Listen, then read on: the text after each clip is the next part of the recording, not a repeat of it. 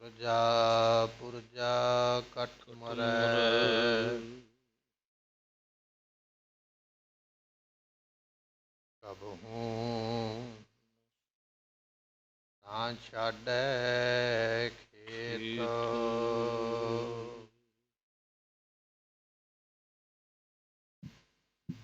ਗਗਨ ਦਮਾਮਾ ਬਾਜਿਓ, ਹਰਿਓ ਨਿਸ਼ਾਨੈ ਘਾਓ। ਏਤ ਜੋ ਮੰਡਿਓ ਸੂਰਮਾ, ਅਬ ਜੂਝਨ ਕੋ ਭਾਓ। ਤੁਕਾਓ ਹੋਟਲ ਗੁਰ ਸੇਵ, ਅਹਨਿਸ ਸਹਜ ਦਰਸ਼ਨ ਪਰਸਿਐ। ਗੁਰੂ ਜਨਮ ਮਰਨ ਦੁਖ ਜਾਏ, ਹੋਵੈ ਸਿਫਤ ਖਸਮ ਦੀ ਨੂਰ ਅਰਸੋਂ ਕੁਰਸੋਂ। ਛਟੀਐ ਤੁਧ ਡਿਠੇ ਸੱਚੇ ਪਾਤਸ਼ਾਹ, ਮਲ ਜਨਮ ਜਨਮ ਦੀ ਕਟਿਐ। ਤੁਧ ਡਿਠੇ ਸੱਚੇ ਪਾਤਸ਼ਾਹ, ਮਲ ਜਨਮ ਜਨਮ ਦੀ ਕਟਿਐ। ਦਇਆ ਰਾਮ ਭਾਖੀ ਸੁਣੀ ਬਾਤ ਸਾਰੀ, ਪ੍ਰਭੂ ਠਾਂਡ ਹੋਵੈ ਕੈ ਬਿਲੋਕੀ ਅਗਾਰੀ। ਇਤੀ ਬੇਰ ਬੀਤੇ ਬੜੋ ਢੋਲ ਆਇਓ, ਤੂੰ ਫੰਗੈ ਚਲੰਤੀ ਸੋ ਨਾਦੰ ਉਠਾਇਓ। ਵਾਹਿਗੁਰੂ ਜੀ ਕਾ ਖਾਲਸਾ, ਵਾਹਿਗੁਰੂ ਜੀ ਕੀ ਫਤਿਹ। ਜੁਗੋ ਜੁਗ ਅਟਲ ਪਤਿਤ ਪਾਵਨ ਸਤਿਗੁਰੂ ਗੁਰੂ ਗ੍ਰੰਥ ਸਾਹਿਬ ਜੀਆਂ ਦੀ ਪਵਿੱਤਰ ਪਾਵਨ ਹਜ਼ੂਰੀ ਅੰਦਰ ਬਿਰਾਜਮਾਨ ਹੋ ਰਹੀ ਗੁਰੂ ਕੀ ਸੰਗਤ, ਆਪ ਸੰਗਤਾਂ ਨੇ ਸਤਿਗੁਰਾਂ ਦੇ ਦਰਬਾਰ ਵਿੱਚ ਬੈਠ ਕੇ ਗੁਰਬਾਣੀ ਦੇ ਰਸ ਭਿੰਨੇ ਕੀਰਤਨ ਸ਼ਬਦ ਸਰਵਣ ਕੀਤੇ। ਗੁਰ ਇਤਿਹਾਸ ਦੀ ਕਥਾ ਸਰਵਣ ਕਰਨ ਵਾਸਤੇ ਗੁਰੂ ਦਰਬਾਰ ਵਿੱਚ ਆ ਕੇ ਪਹੁੰਚੇ ਹਾਂ।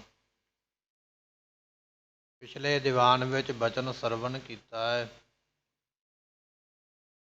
ਸਤਿਗੁਰੂ ਜੀ ਭੰਗਾਣੀ ਸਾਹਿਬ ਦਾ ਜਿਹੜਾ ਸਥਾਨ ਹੈ, ਇੱਥੇ ਰੁਕੇ ਹੋਏ ਨੇ ਆਪਣੇ ਸੂਰਮਿਆਂ ਦੇ ਨਾਲ। ਇੰਨੇ ਚਿਰ ਨੂੰ ਫਤਿਹ ਸ਼ਾਹ ਰਾਜਾ ਬੜੀ ਵੱਡੀ ਫੌਜ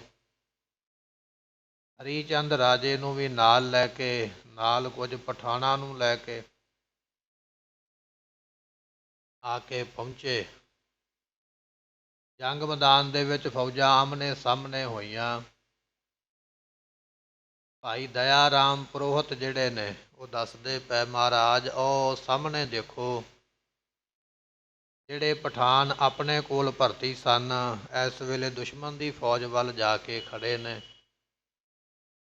ਉਹਨਾਂ ਦੇ ਪਿਛਲੇ ਪਾਸੇ ਇਹ ਰਾਜਾ ਜਿਹੜਾ ਹੈ ਫਤਿਹ ਸ਼ਾਹ, ਉਹ ਵੀ ਖਲੋਤਾ ਹੋਇਆ ਹੈ।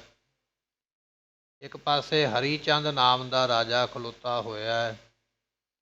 ਇਹ ਭਾਈ ਦਇਆ ਰਾਮ ਜਿਹੜੇ ਪੁਰੋਹਿਤ ਨੇ, ਉਹ ਮਹਾਰਾਜ ਜੀਆਂ ਨੂੰ ਦਿਖਾ ਰਹੇ ਨੇ ਜੰਗ ਦੇ ਵਿੱਚ।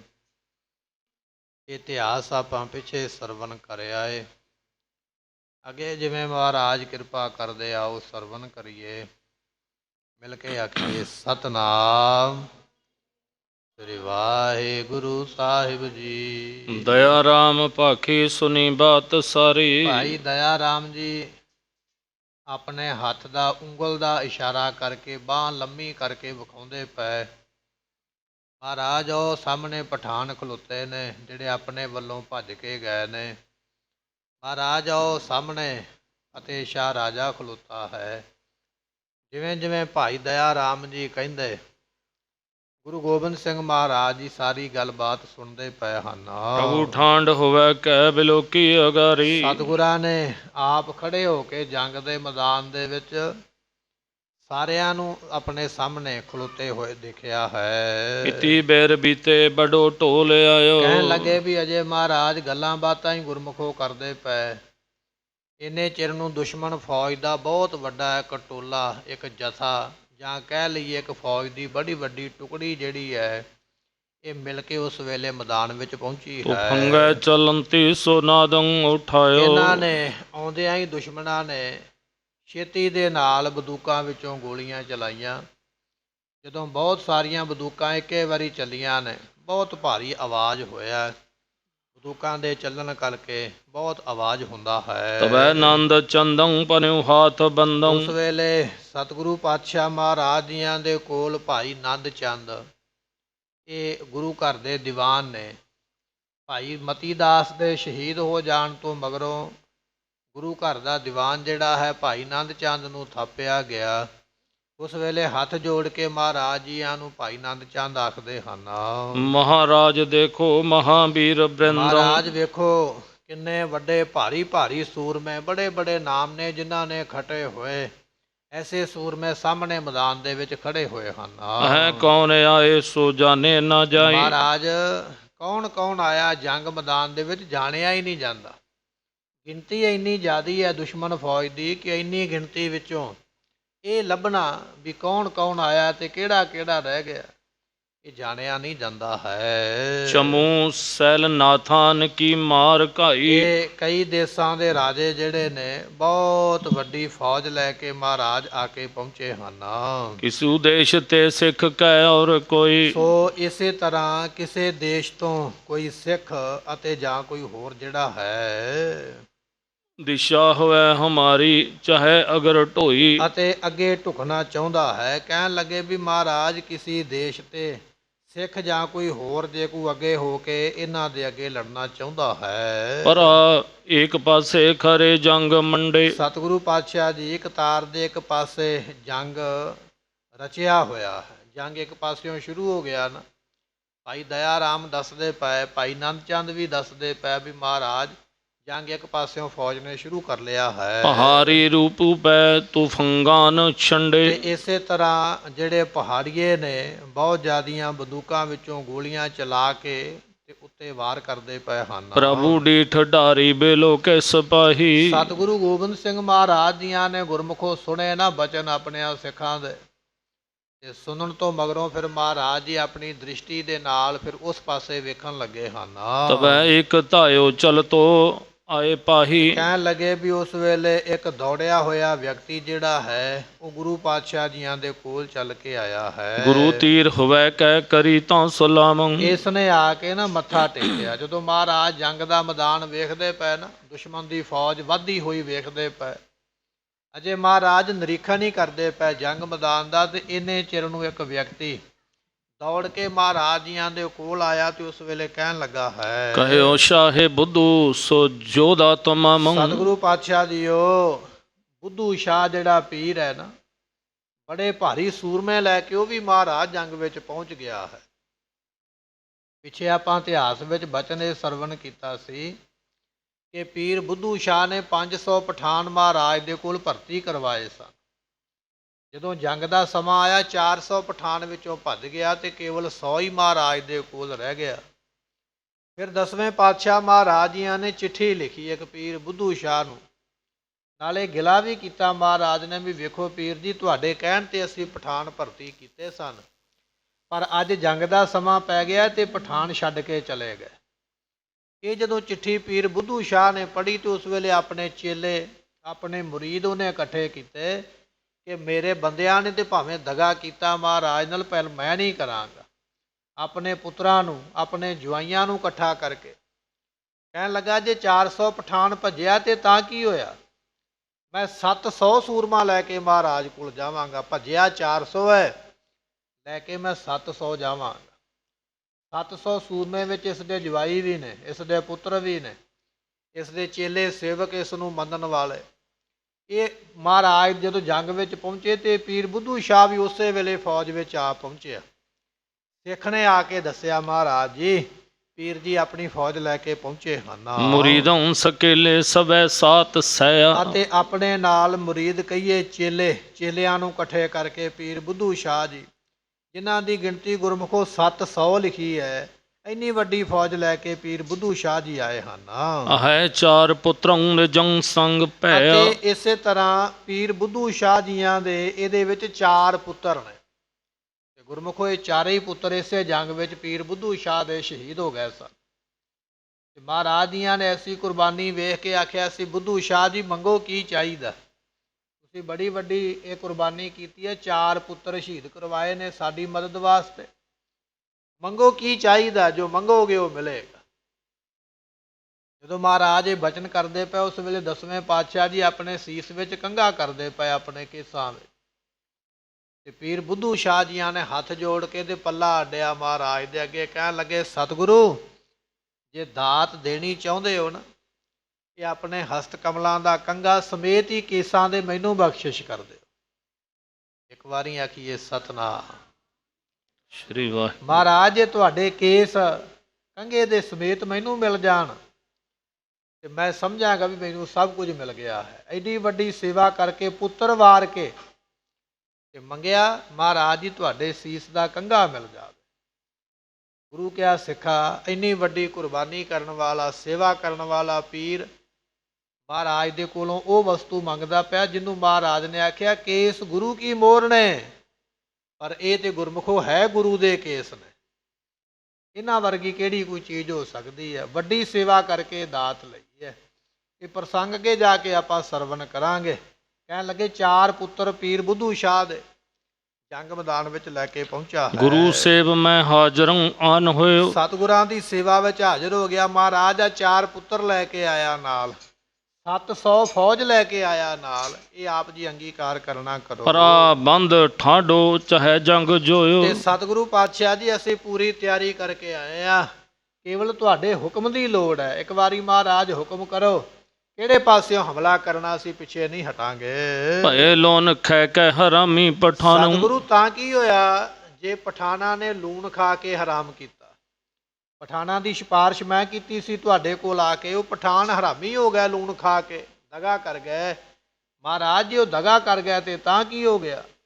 ਮੈਂ ਆਪ ਜੀ ਦੀ ਸੇਵਾ ਵਿੱਚ ਪ੍ਰਸਤੁਤ ਹੋਇਆ ਹਾਂ। ਸੁਣੀ ਬਾਤ ਸਾਰੀ ਸੋ ਹੈ ਫੰ ਬਖਾਨੰ। ਸਤਿਗੁਰੂ ਪਾਤਸ਼ਾਹ ਮਹਾਰਾਜ ਸਾਹਿਬ ਜੀਆਂ ਨੇ ਸਾਰੀ ਗੱਲਬਾਤ ਸੁਣੀ ਤੇ ਇਹ ਪਠਾਨ, ਇਹ ਪੀਰ ਬੁੱਧੂ ਸ਼ਾਹ ਜੀ ਕਹਿ ਰਹੇ, ਕਹਿੰਦੇ ਮਹਾਰਾਜ ਐਸੇ ਪਠਾਨਾਂ ਨੂੰ ਤੇ ਧਰਕਾਰ ਪਾਉਣੀ ਚਾਹੀਦੀ ਹੈ, ਲਾਹਨਤ ਪਾਉਣੀ ਚਾਹੀਦੀ ਹੈ ਜਿਨ੍ਹਾਂ ਨੇ ਐਸਾ ਕਰਮ ਕੀਤਾ ਹੈ। ਇਸੀ ਹੇਤ ਤੇ ਆਨ ਮੌਜੂਦ ਹੋਵਾ। ਮਹਾਰਾਜ ਮੈਂ ਤਾਂ ਆਪ ਜੀ ਦੀ ਸੇਵਾ ਵਿੱਚ ਮੌਜੂਦ ਹੋ ਗਿਆ ਕਿ ਮਹਾਰਾਜ ਜੀਆਂ ਨੂੰ ਪਠਾਨ ਛੱਡ ਕੇ ਦੌੜੇ, ਮੈਂ ਨਹੀਂ ਛੱਡ ਸਕਦਾ। ਭਾਵੇਂ ਕਿ ਜੰਗ ਵੀ ਤੁਹਾਡਾ ਉਸ ਸਮੇਂ ਦੀਆਂ ਸਰਕਾਰਾਂ ਦੇ ਨਾਲ ਹੈ, ਪਰ ਮਹਾਰਾਜ ਮੈਂ ਤੁਹਾਡੀ ਸੇਵਾ ਵਿੱਚ ਹਾਜ਼ਰ ਹਾਂ। ਉਪਾਲੰਬ ਕਉ ਨਾ ਸਹਿਓ ਵਾਹੇ ਖੋਵਾ। ਮਹਾਰਾਜ ਮੈਂ ਉਪਾਲੰਬ ਨਹੀਂ ਸਹਾਰਿਆ। ਉਪਾਲੰਬ ਤੋਂ ਭਾਵ ਹੁੰਦਾ ਗੁਰਮੁਖੋ ਉਲਾਂਭਾ। ਮਹਾਰਾਜ ਨੇ ਉਲਾਂਭਾ ਦਿੱਤਾ ਸੀ ਨਾ, ਬੁੱਧੂ ਸ਼ਾਹ ਪੀਰ ਜੀ ਤੁਹਾਡੇ ਕਹਿਣ ਤੇ ਅਸੀਂ 500 ਪਠਾਨ ਤੁਹਾਡੇ ਭਰਤੀ ਕੀਤੇ, ਤੁਹਾਡੇ ਵੱਲੋਂ ਲਿਆਂਦੇ ਹੋਏ। ਉਹ ਅੱਜ ਦਗਾ ਦੇ ਗਏ, ਭੱਜ ਗਏ। ਮਹਾਰਾਜ ਤੁਸੀਂ ਮੈਨੂੰ ਉਲਾਂਭਾ ਦਿੱਤਾ ਸੀ ਇਹ ਜਿਹੜਾ, ਪਰ ਮੈਂ ਉਲਾਂਭਾ ਸਹਾਰ ਨਹੀਂ ਸਕਿਆ ਵੀ ਮਹਾਰਾਜ ਨੇ ਐਸਾ ਬਚਨ ਕਿਉਂ ਕੀਤਾ ਹੈ, ਇਹਦੇ ਵਿੱਚ ਮੇਰੇ ਬੰਦਿਆਂ ਦੀ ਗਲਤੀ ਹੈ। ਮਹਾਰਾਜ ਉਹ ਧੋਣ ਵਾਸਤੇ ਉਲਾਂਭੇ ਨੂੰ ਮੈਂ ਆਪਣੇ ਪੁੱਤਰ ਤੁਹਾਡੇ ਸਾਹਮਣੇ ਲਿਆ ਕੇ ਖੜੇ ਕੀਤੇ, ਆਪਣੇ ਮੁਰੀਦ ਵੀ ਖੜੇ ਕੀਤੇ। ਪਾਤਸ਼ਾਹ ਇਹਨਾਂ ਦੀ ਸੇਵਾ ਲੈਣੀ ਕਰੋ। ਸੁਣਿਓ ਆਪ ਨੂੰ ਜੰਗ ਮੇਲਾ ਕਰਾਲਾ। ਸਤਿਗੁਰੂ ਪਾਤਸ਼ਾਹ ਜੀ ਮੈਨੂੰ ਪਤਾ ਲੱਗਾ ਵੀ ਆਪ ਜੀ ਬੜਾ ਭਿਆਨਕ ਜੰਗ ਜਿਹੜਾ ਹੈ ਉਹ ਕਰਨ ਲੱਗੇ ਹੋ। ਬੜਾ ਜੰਗ ਦਾ ਸਮਾਂ ਆ ਕੇ ਬਣਿਆ, ਇਹ ਮੈਨੂੰ ਬੜਾ ਭਿਆਨਕ ਸਮੇਂ ਦਾ ਇਸ ਵੇਲੇ ਪਤਾ ਲੱਗਾ ਹੈ। ਪ੍ਰਭੂ ਜੀ ਪ੍ਰਸੰਨੇ ਭਿਖੇ ਵੀਰ ਜਲ। ਸਤਿਗੁਰੂ ਪਾਤਸ਼ਾਹ ਮਹਾਰਾਜ ਜੀ ਪੀਰ ਬੁੱਧੂ ਸ਼ਾਹ ਜੀ ਦਾ ਸੁਣ ਕੇ ਬਚਨ ਮਹਾਰਾਜ ਬੜੇ ਖੁਸ਼ ਹੋਏ। ਪ੍ਰਸੰਨ ਹੋ ਕੇ ਮਹਾਰਾਜ ਨੇ ਸਾਰੇ ਸੂਰਮਿਆਂ ਦੇ ਵੱਲ ਮਿਹਰ ਦੀ ਨਜ਼ਰ ਦੇ ਨਾਲ ਤੱਕਿਆ ਹੈ। ਉਤੇ ਸ਼ਾਹ ਸੰਗੋ ਸੋ ਸੰਗਰਾਮ ਘਾਲੇ। ਮਹਾਰਾਜ ਜੀਆਂ ਦੇ ਭਰਾ ਭਾਈ ਸੰਗੋ ਸ਼ਾਹ ਜੀ, ਉਹਨਾਂ ਨੂੰ ਪਹਿਲਾਂ ਹੀ ਆਗਿਆ ਹੋ ਚੁੱਕੀ ਸੀ ਵੀ ਜੰਗ ਸ਼ੁਰੂ ਕਰੋ, ਵੱਧਦੀ ਹੋਈ ਫੌਜ ਨੂੰ ਅੱਗੋਂ ਰੋਕਣਾ ਕਰੋ। ਭਾਈ ਸੰਗੋ ਸ਼ਾਹ ਜੀ ਵੱਡੇ ਭਾਰੀ ਸ਼ਸਤਰ ਨਾਲ ਲੈ ਕੇ ਉਸ ਵੇਲੇ ਬੜਾ ਭਿਆਨਕ ਜੰਗ ਕਰਦੇ ਪਏ। ਤਜੈ ਸ਼ੀਗਰ ਗੋਰੀ ਰੀਪੂ ਘਾਵ ਡਾਲੇ। ਅਤੇ ਨਿਸ਼ਾਨਾ ਤੱਕ ਕੇ ਭਾਈ ਸੰਗੋ ਸ਼ਾਹ ਜੀ ਉਸ ਵੇਲੇ ਬੰਦੂਕ ਵਿੱਚੋਂ ਗੋਲੀਆਂ ਚਲਾਉਂਦੇ। ਜਿਹੜੀ ਵੀ ਬੰਦੂਕ ਵਿੱਚੋਂ ਗੋਲੀ ਚੱਲਦੀ ਹੈ ਭਾਈ ਸੰਗੋ ਸ਼ਾਹ ਜੀਆਂ ਦੇ ਕਹਿਣ ਲੱਗੇ ਬਿਲਕੁਲ ਜਾ ਕੇ ਨਿਸ਼ਾਨੇ ਦੇ ਉੱਪਰ ਹੀ ਲੱਗਦੀ ਹੈ।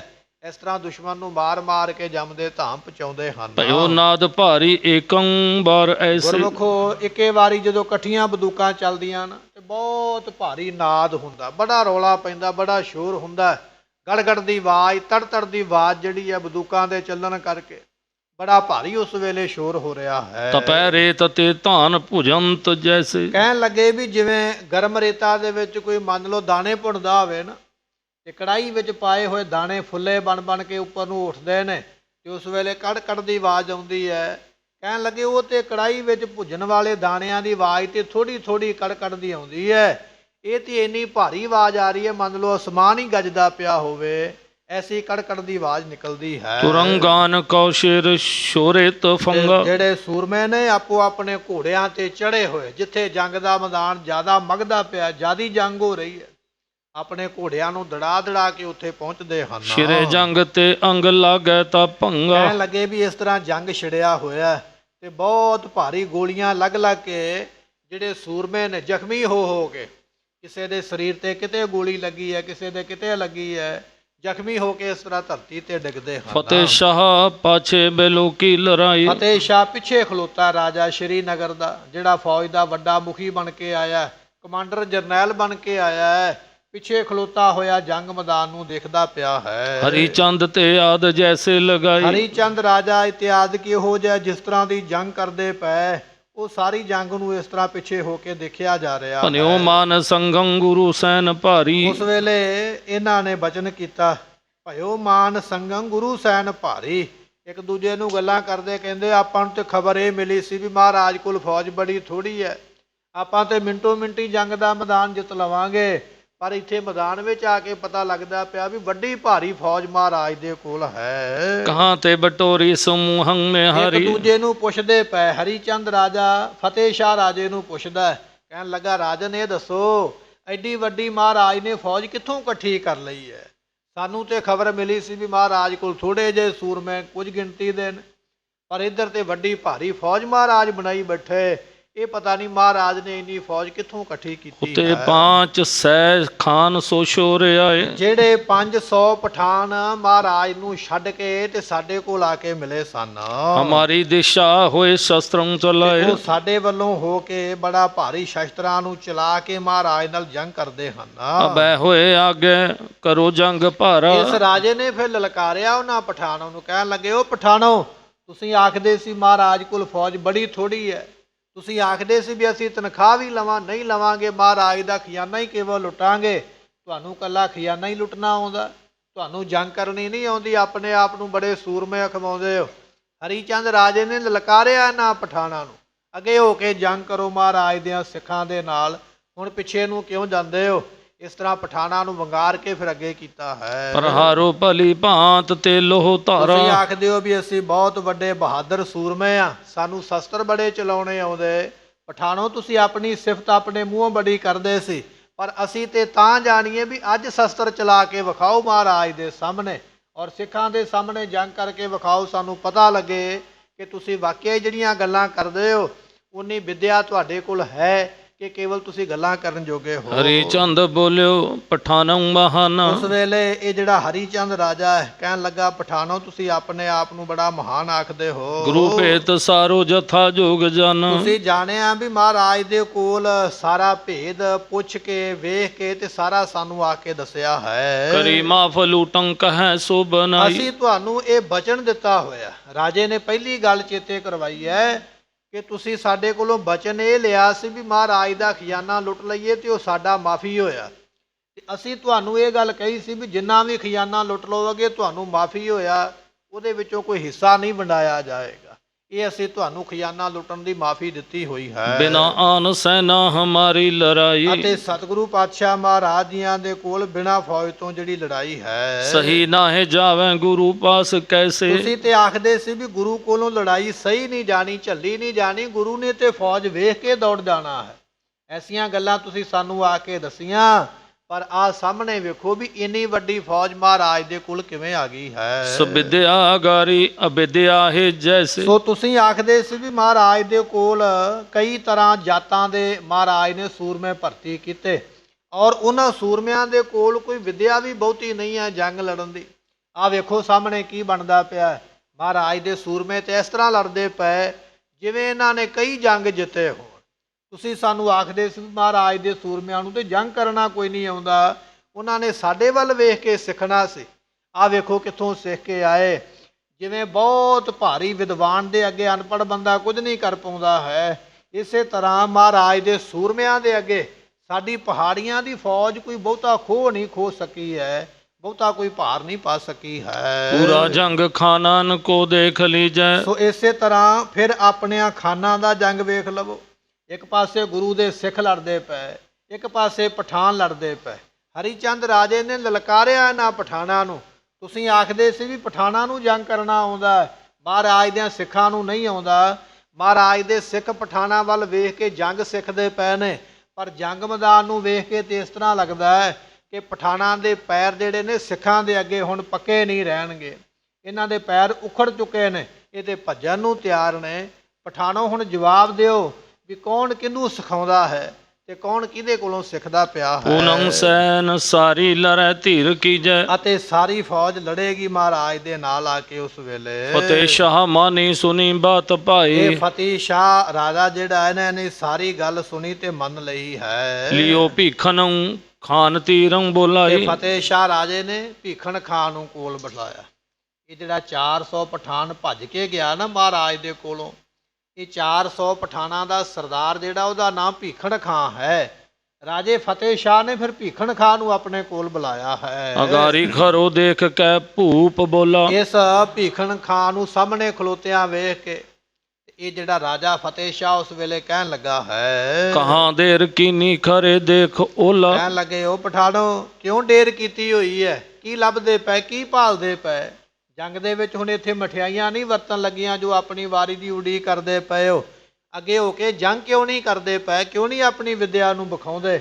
ਇਸ ਤਰ੍ਹਾਂ ਫਤਿਹ ਸ਼ਾਹ ਰਾਜਾ ਵੀ ਕੁੱਦ ਕੇ ਬੜੇ ਗੁੱਸੇ ਦੇ ਨਾਲ ਇਹਨਾਂ ਪਠਾਨਾਂ ਨੂੰ ਝਿੜਕਦਾ ਪਿਆ। ਕੀ ਵੇਖਦੇ ਪਏ ਹੋ ਜੰਗ ਦੇ ਮੈਦਾਨ ਨੂੰ, ਅੱਗੇ ਹੋ ਕੇ ਲੜਦੇ ਕਿਉਂ ਨਹੀਂ? ਹੈ ਮਾਫ ਲੂਟੰ ਕਰੋ ਜੰਗ ਭਾਰਾ। ਅਸੀਂ ਤੁਹਾਡੇ ਨਾਲ ਬਚਨ ਕੀਤਾ ਸੀ ਵੀ ਤੁਹਾਨੂੰ ਲੁੱਟ ਸਾਰੀ ਮਾਫ, ਜਿੰਨੀ ਲੁੱਟ ਲਵੋ, ਪਰ ਲੁੱਟ ਤੇ ਤਾਂ ਹੀ ਲੁੱਟਾਂਗੇ ਨਾ, ਪਹਿਲਾਂ ਜੰਗ ਜਿੱਤਾਂਗੇ। ਪਹਿਲਾਂ ਜੰਗ ਜਿੱਤੋ, ਅੱਗੇ ਹੋ ਕੇ ਲੜ ਕੇ ਜੋ ਤੁਸੀਂ ਲੁੱਟ ਲਵੋਗੇ ਉਹ ਤੁਹਾਨੂੰ ਮਾਫ ਕਰ ਦੇਣਾ ਹੈ। ਕਹਾਂ ਦੇਰ ਕੀਨੀ ਖਰੇ ਦੇਖ ਓਲਾ। ਅਤੇ ਹੁਣ ਤੁਸੀਂ ਕਿਉਂ ਇੰਨੀ ਢੇਰ ਕੀਤੀ ਹੋਈ ਹੈ ਅਤੇ ਕਿਉਂ ਓਲਾ ਲੈ ਲੈ ਕੇ ਕਿਉਂ ਲੁਕਦੇ ਪਏ ਹੋ? ਹੁਣ ਲੁਕਣ ਦਾ ਹੁਣ ਕੰਮ ਨਹੀਂ ਹੈ ਜੰਗ ਮੈਦਾਨ ਦੇ ਵਿੱਚ। ਇਹ ਰਾਜਾ ਇਹਨਾਂ ਨੂੰ ਉਸ ਵੇਲੇ ਵੰਗਾਰਦਾ ਪਿਆ, ਅੱਗੇ ਹੋ ਕੇ ਜੰਗ ਕਿਉਂ ਨਹੀਂ ਕਰਦੇ ਹੋ? ਬਟੋਰੇ ਗੁਰੂ ਨੇ ਅਨੇਕਮ ਪ੍ਰਕਾਰ। ਤੁਸੀਂ ਆਖਦੇ ਸੀ ਮਹਾਰਾਜ ਨੇ ਕਈ ਜਾਤਾਂ ਦੇ ਸੂਰਮੇ ਇਕੱਠੇ ਕੀਤੇ, ਉਹਨਾਂ ਨੂੰ ਤੇ ਲੜਨਾ ਹੀ ਨਹੀਂ ਆਉਂਦਾ। ਇਹ ਗੱਲਾਂ ਤੁਸੀਂ ਸਾਨੂੰ ਆ ਕੇ ਦਸੀਆਂ ਹਨ। ਨਹੀਂ ਸ਼ਸਤਰ ਧਾਰੀ ਤਿਨੈ ਵਿੱਚ ਕੋ। ਅਤੇ ਤੁਸੀਂ ਇਹ ਵੀ ਗੱਲ ਆਖਦੇ ਸੀ ਵੀ ਮਹਾਰਾਜ ਦੇ ਸੂਰਮੇ ਤੇ ਬਹੁਤੇ ਸ਼ਸਤਰ ਧਾਰੀ ਵੀ ਨਹੀਂ, ਉਹਨਾਂ ਨੂੰ ਤੇ ਸ਼ਸਤਰ ਫੜਨਾ ਹੀ ਨਹੀਂ ਆਉਂਦਾ। ਵੀ ਫੜੀਦਾ ਕਿਵੇਂ ਆ, ਚਲਾਉਣਾ ਤੇ ਦੂਰ ਦੀ ਗੱਲ ਹੈ। ਇਹ ਪਠਾਨੋ ਤੁਸੀਂ ਮਹਾਰਾਜ ਦਾ ਭੇਤ ਦਿੰਦਿਆਂ ਹੋਇਆਂ ਸਾਨੂੰ ਇਹ ਸਾਰੀਆਂ ਗੱਲਾਂ ਕਹੀਆਂ ਸਨ ਵੀ ਮਹਾਰਾਜ ਦੇ ਸੂਰਮਿਆਂ ਨੂੰ ਸ਼ਸਤਰ ਚਲਾਉਣੇ ਨਹੀਂ ਆਉਂਦੇ ਹਨ। ਹੱਥੋਂ ਇੱਕ ਬਾਰੀ ਚੱਲੇ ਭਾਜ ਸੋ। ਅਤੇ ਤੁਸੀਂ ਇਹ ਵੀ ਗੱਲ ਆਖਦੇ ਸੀ ਵੀ ਆਪਾਂ ਜਦੋਂ ਜੰਗ ਕਰਾਂਗੇ, ਇੱਕੇ ਵਾਰੀ ਇੰਨਾ ਭਿਆਨਕ ਜੰਗ ਕਰਾਂਗੇ ਕਿ ਮਹਾਰਾਜ ਦੇ ਸੂਰਮਿਆਂ ਨੇ ਭੱਜ ਜਾਣਾ ਹੈ। ਪਰ ਜੰਗ ਦੇ ਵਿੱਚ ਲੜਦਿਆਂ ਇਹਨਾਂ ਨੂੰ ਵੇਖ ਕੇ ਤੇ ਲੱਗਦਾ ਨਹੀਂ ਵੀ ਇਹ ਜੰਗ ਨੂੰ ਛੱਡ ਕੇ ਇਹਨਾਂ ਨੇ ਭੱਜਣਾ ਹੈ। ਵੱਡੋ ਦਰਬ ਕੋ ਸੰਗ ਲੈ ਲੁੱਟ ਸਾਰੂ। ਤੇ ਤੁਹਾਡੇ ਮਨ ਦੇ ਵਿੱਚ ਇਹ ਲਾਲਚ ਸੀਗਾ ਵੀ ਮਹਾਰਾਜ ਦਾ ਖਜ਼ਾਨਾ ਅਸੀਂ ਲੁੱਟ ਲਵਾਂਗੇ, ਲੁੱਟ ਕੇ ਭੱਜ ਜਾਵਾਂਗੇ। ਖਜ਼ਾਨਾ ਤੇ ਤਾਂ ਹੀ ਲੁੱਟਾਂਗੇ ਜੇ ਜੰਗ ਵਿੱਚੋਂ ਜਿੱਤਾਂਗੇ। ਇਸ ਤਰ੍ਹਾਂ ਰਾਜਾ ਇਹਨਾਂ ਨੂੰ ਵਾਰ-ਵਾਰ ਧਰਕਾਰਾਂ ਪਾਉਂਦਾ ਹੈ। ਧਨੀ ਹੋਏ ਭਾਰੇ ਨਿਕੇ ਤੈਂ ਸਿਧਾਰੂ। ਤੁਸੀਂ ਆਖਦੇ ਸੀ ਵੀ ਮਹਾਰਾਜ ਦਾ ਖਜ਼ਾਨਾ ਲੁੱਟਾਂਗੇ, ਬੜੇ ਭਾਰੀ ਅਮੀਰ ਹੋ ਜਾਵਾਂਗੇ, ਬਹੁਤਾ ਧਨ ਘਰੇ ਲੈ ਕੇ ਜਾਵਾਂਗੇ। ਪਰ ਧਨ ਤੇ ਤਾਂ ਹੀ ਲੈ ਕੇ ਜਾਓਗੇ ਨਾ ਜੰਗ ਨੂੰ ਜਿੱਤੋਗੇ। ਇਸ ਕਰਕੇ ਅੱਗੇ ਹੋ ਕੇ ਜੰਗ ਨੂੰ ਲੜੋ, ਮਹਾਰਾਜ ਦੀ ਫੌਜ ਨੂੰ ਮਾਰ ਕੇ ਭਜਾਓ ਤਾਂ ਕਿ ਖਜ਼ਾਨਾ ਲੁੱਟਿਆ ਜਾ ਸਕੇ ਔਰ ਤੁਸੀਂ ਅਮੀਰ ਹੋ ਕੇ ਆਪਣੇ ਘਰਾਂ ਨੂੰ ਜਾਣਾ ਕਰੋ। ਸੁਣੀ ਭੀਖਨ ਖਾਨ ਮਾਨੀ ਸੋਬਾਨੀ। ਜਦੋਂ ਇਹ ਬਚਨ ਸੁਣੇ ਨਾ ਭੀਖਣ ਖਾਂ ਪਠਾਨ ਨੇ ਤੇ ਸੁਣਦਿਆਂ ਸਾਰ ਬਚਨ ਮੰਨ ਲਿਆ ਰਾਜੇ ਦਾ। ਠੀਕ ਹੈ ਰਾਜਾ, ਮੈਂ ਆਪਣੀ ਫੌਜ ਲੈ ਕੇ ਅੱਗੇ ਜਾਂਦਾ ਹਾਂ। ਚਲਿਓ ਜੰਗ ਸੋ ਹੈ ਮਿੱਤਰੋਂ ਨਿਆਰਾਨੀ। ਸੋ ਕਹਿਣ ਲੱਗੇ ਭਾਈ ਸੰਤੋਖ ਸਿੰਘ ਜੀ, ਕਹਿੰਦੇ ਭੀਖਣ ਖਾਂ ਨਹੀਂ ਅੱਗੇ ਚੱਲਿਆ ਲੜਨ ਵਾਸਤੇ, ਅਸਲ ਵਿੱਚ ਇਹਦੀ ਮੌਤ ਇਹਨੂੰ ਬੁਲਾ ਕੇ ਅੱਗੇ ਲੈ ਕੇ ਗਈ ਹੈ। ਇਹ ਭੀਖਣ ਖਾਂ ਜਿਹੜਾ ਲਾਲਚ ਕਰਦਾ ਸੀ ਨਾ ਮਹਾਰਾਜ ਨੂੰ ਛੱਡ ਕੇ ਵੀ ਮੈਂ ਖਜ਼ਾਨਾ ਲੁੱਟ ਕੇ ਅਮੀਰ ਬਣਨਾ ਤੇ ਘਰੇ ਜਾਵਾਂਗਾ, ਇਹ ਆਪਣੇ ਘਰੇ ਨਹੀਂ ਜਾਵੇਗਾ, ਇਹ ਮੌਤ ਦੇ ਘਰ ਜਾਵੇਗਾ। ਇਹ ਪਠਾਨ ਤੁਰਿਆ ਬੜੇ ਹੰਕਾਰ ਦੇ ਨਾਲ ਅੱਗੇ ਵੱਧ ਕੇ, ਪਰ ਅਸਲ ਵਿੱਚ ਇਹਦੀ ਮੌਤ ਇਹਨੂੰ ਲੈ ਕੇ ਚੱਲੀ ਹੈ। ਐਸੀ ਇਸ ਦੇ ਨਾਲ ਦੁਰਦਰਸ਼ਾ ਹੋਣ ਲੱਗੀ ਪਠਾਣੀ ਹੈ। ਚਮੂ ਸੰਗ ਲੀਨੀ ਹਕਾਰੇ। ਇਸ ਨੇ ਆਪਣੇ 400 ਸੂਰਮੇ ਪਠਾਨ ਉਹਨਾਂ ਨੂੰ ਵੀ ਨਾਲ ਲੈ ਲਿਆ ਕਿ ਚਲੋ ਮੇਰੇ ਨਾਲ ਆਪਾਂ ਮਿਲ ਕੇ ਲੜਨਾ ਕਰੀਏ। ਕਹਿਓ ਹੇਲ ਕੀਜੈ ਲੀਜੈ ਅਗਰ ਮਾਰੇ। ਨਾਲ ਹੀ ਆਪਣੇ ਸੂਰਮਿਆਂ ਨੂੰ ਆਖਦਾ ਵੀ ਹੱਲਾ ਕਰੋ ਮਹਾਰਾਜ ਦੇ ਉੱਪਰ ਤੇ ਆਪਾਂ ਮਹਾਰਾਜ ਦੇ ਸਿੱਖਾਂ ਨੂੰ ਮਾਰਨਾ ਕਰੀਏ। ਪਲਾਵੋ ਇਕੰ ਬਾਰ ਪੀਛੈ ਸਿਧਾਰੋ। ਇੱਕੇ ਵਾਰੀ ਐਸਾ ਭਾਰੀ ਜੰਗ ਕਰੋ, ਜੰਗ ਕਰਕੇ ਮਹਾਰਾਜ ਦੇ ਸਿੱਖਾਂ ਨੂੰ ਮਾਰ ਕੇ ਫਿਰ ਪਿੱਛੇ ਆ ਜਾਓ, ਦੁਬਾਰਾ ਫਿਰ ਭੱਜ ਕੇ ਅੱਗੇ ਜਾਓ, ਫਿਰ ਮਾਰ ਕੇ ਪਿੱਛੇ ਆ ਜਾਓ। ਇੱਕ ਜੰਗ ਦਾ ਪੈਤੜਾ ਵਰਤਣ ਲੱਗੇ ਨੇ। ਯਕਦਮ ਹਮਲਾ ਕਰਨਾ, ਜਦੋਂ ਦੁਸ਼ਮਣ ਅੱਗੋਂ ਜਵਾਬ ਦੇਣ ਲੱਗੇ ਤੇ ਭੱਜ ਕੇ ਪਿੱਛੇ ਹਟ ਜਾਓ, ਫਿਰ ਦੁਬਾਰਾ ਤਿਆਰ ਹੋ ਕੇ ਦੁਸ਼ਮਣ ਤੇ ਪੈ ਜਾਓ। ਇਸ ਤਰ੍ਹਾਂ ਆਪਣੇ ਪਠਾਨਾਂ ਨੂੰ ਇਹ ਦੱਸਦਾ ਪਿਆ ਵੀ ਇਸ ਤਰੀਕੇ ਨਾਲ ਜੰਗ ਕਰਨਾ ਹੈ। ਪੂਰੰ ਪਾਵਟਾ ਜਾਤ ਹੀ ਲੂਟ ਮਾਰੋ। ਅਤੇ ਛੇਤੀ ਦੇ ਨਾਲ ਆਪਾਂ ਜਾ ਕੇ ਪੌਂਟਾ ਸਾਹਿਬ ਨੂੰ ਵੀ ਲੁੱਟਣਾ ਹੈ। ਉਹਨਾਂ ਨੂੰ ਚੇਤਾ ਕਰਾਉਂਦਾ ਆਪਣੇ ਸੂਰਮਿਆਂ ਨੂੰ ਵੀ ਭੁੱਲ ਹੀ ਨਾ ਜਾਣ।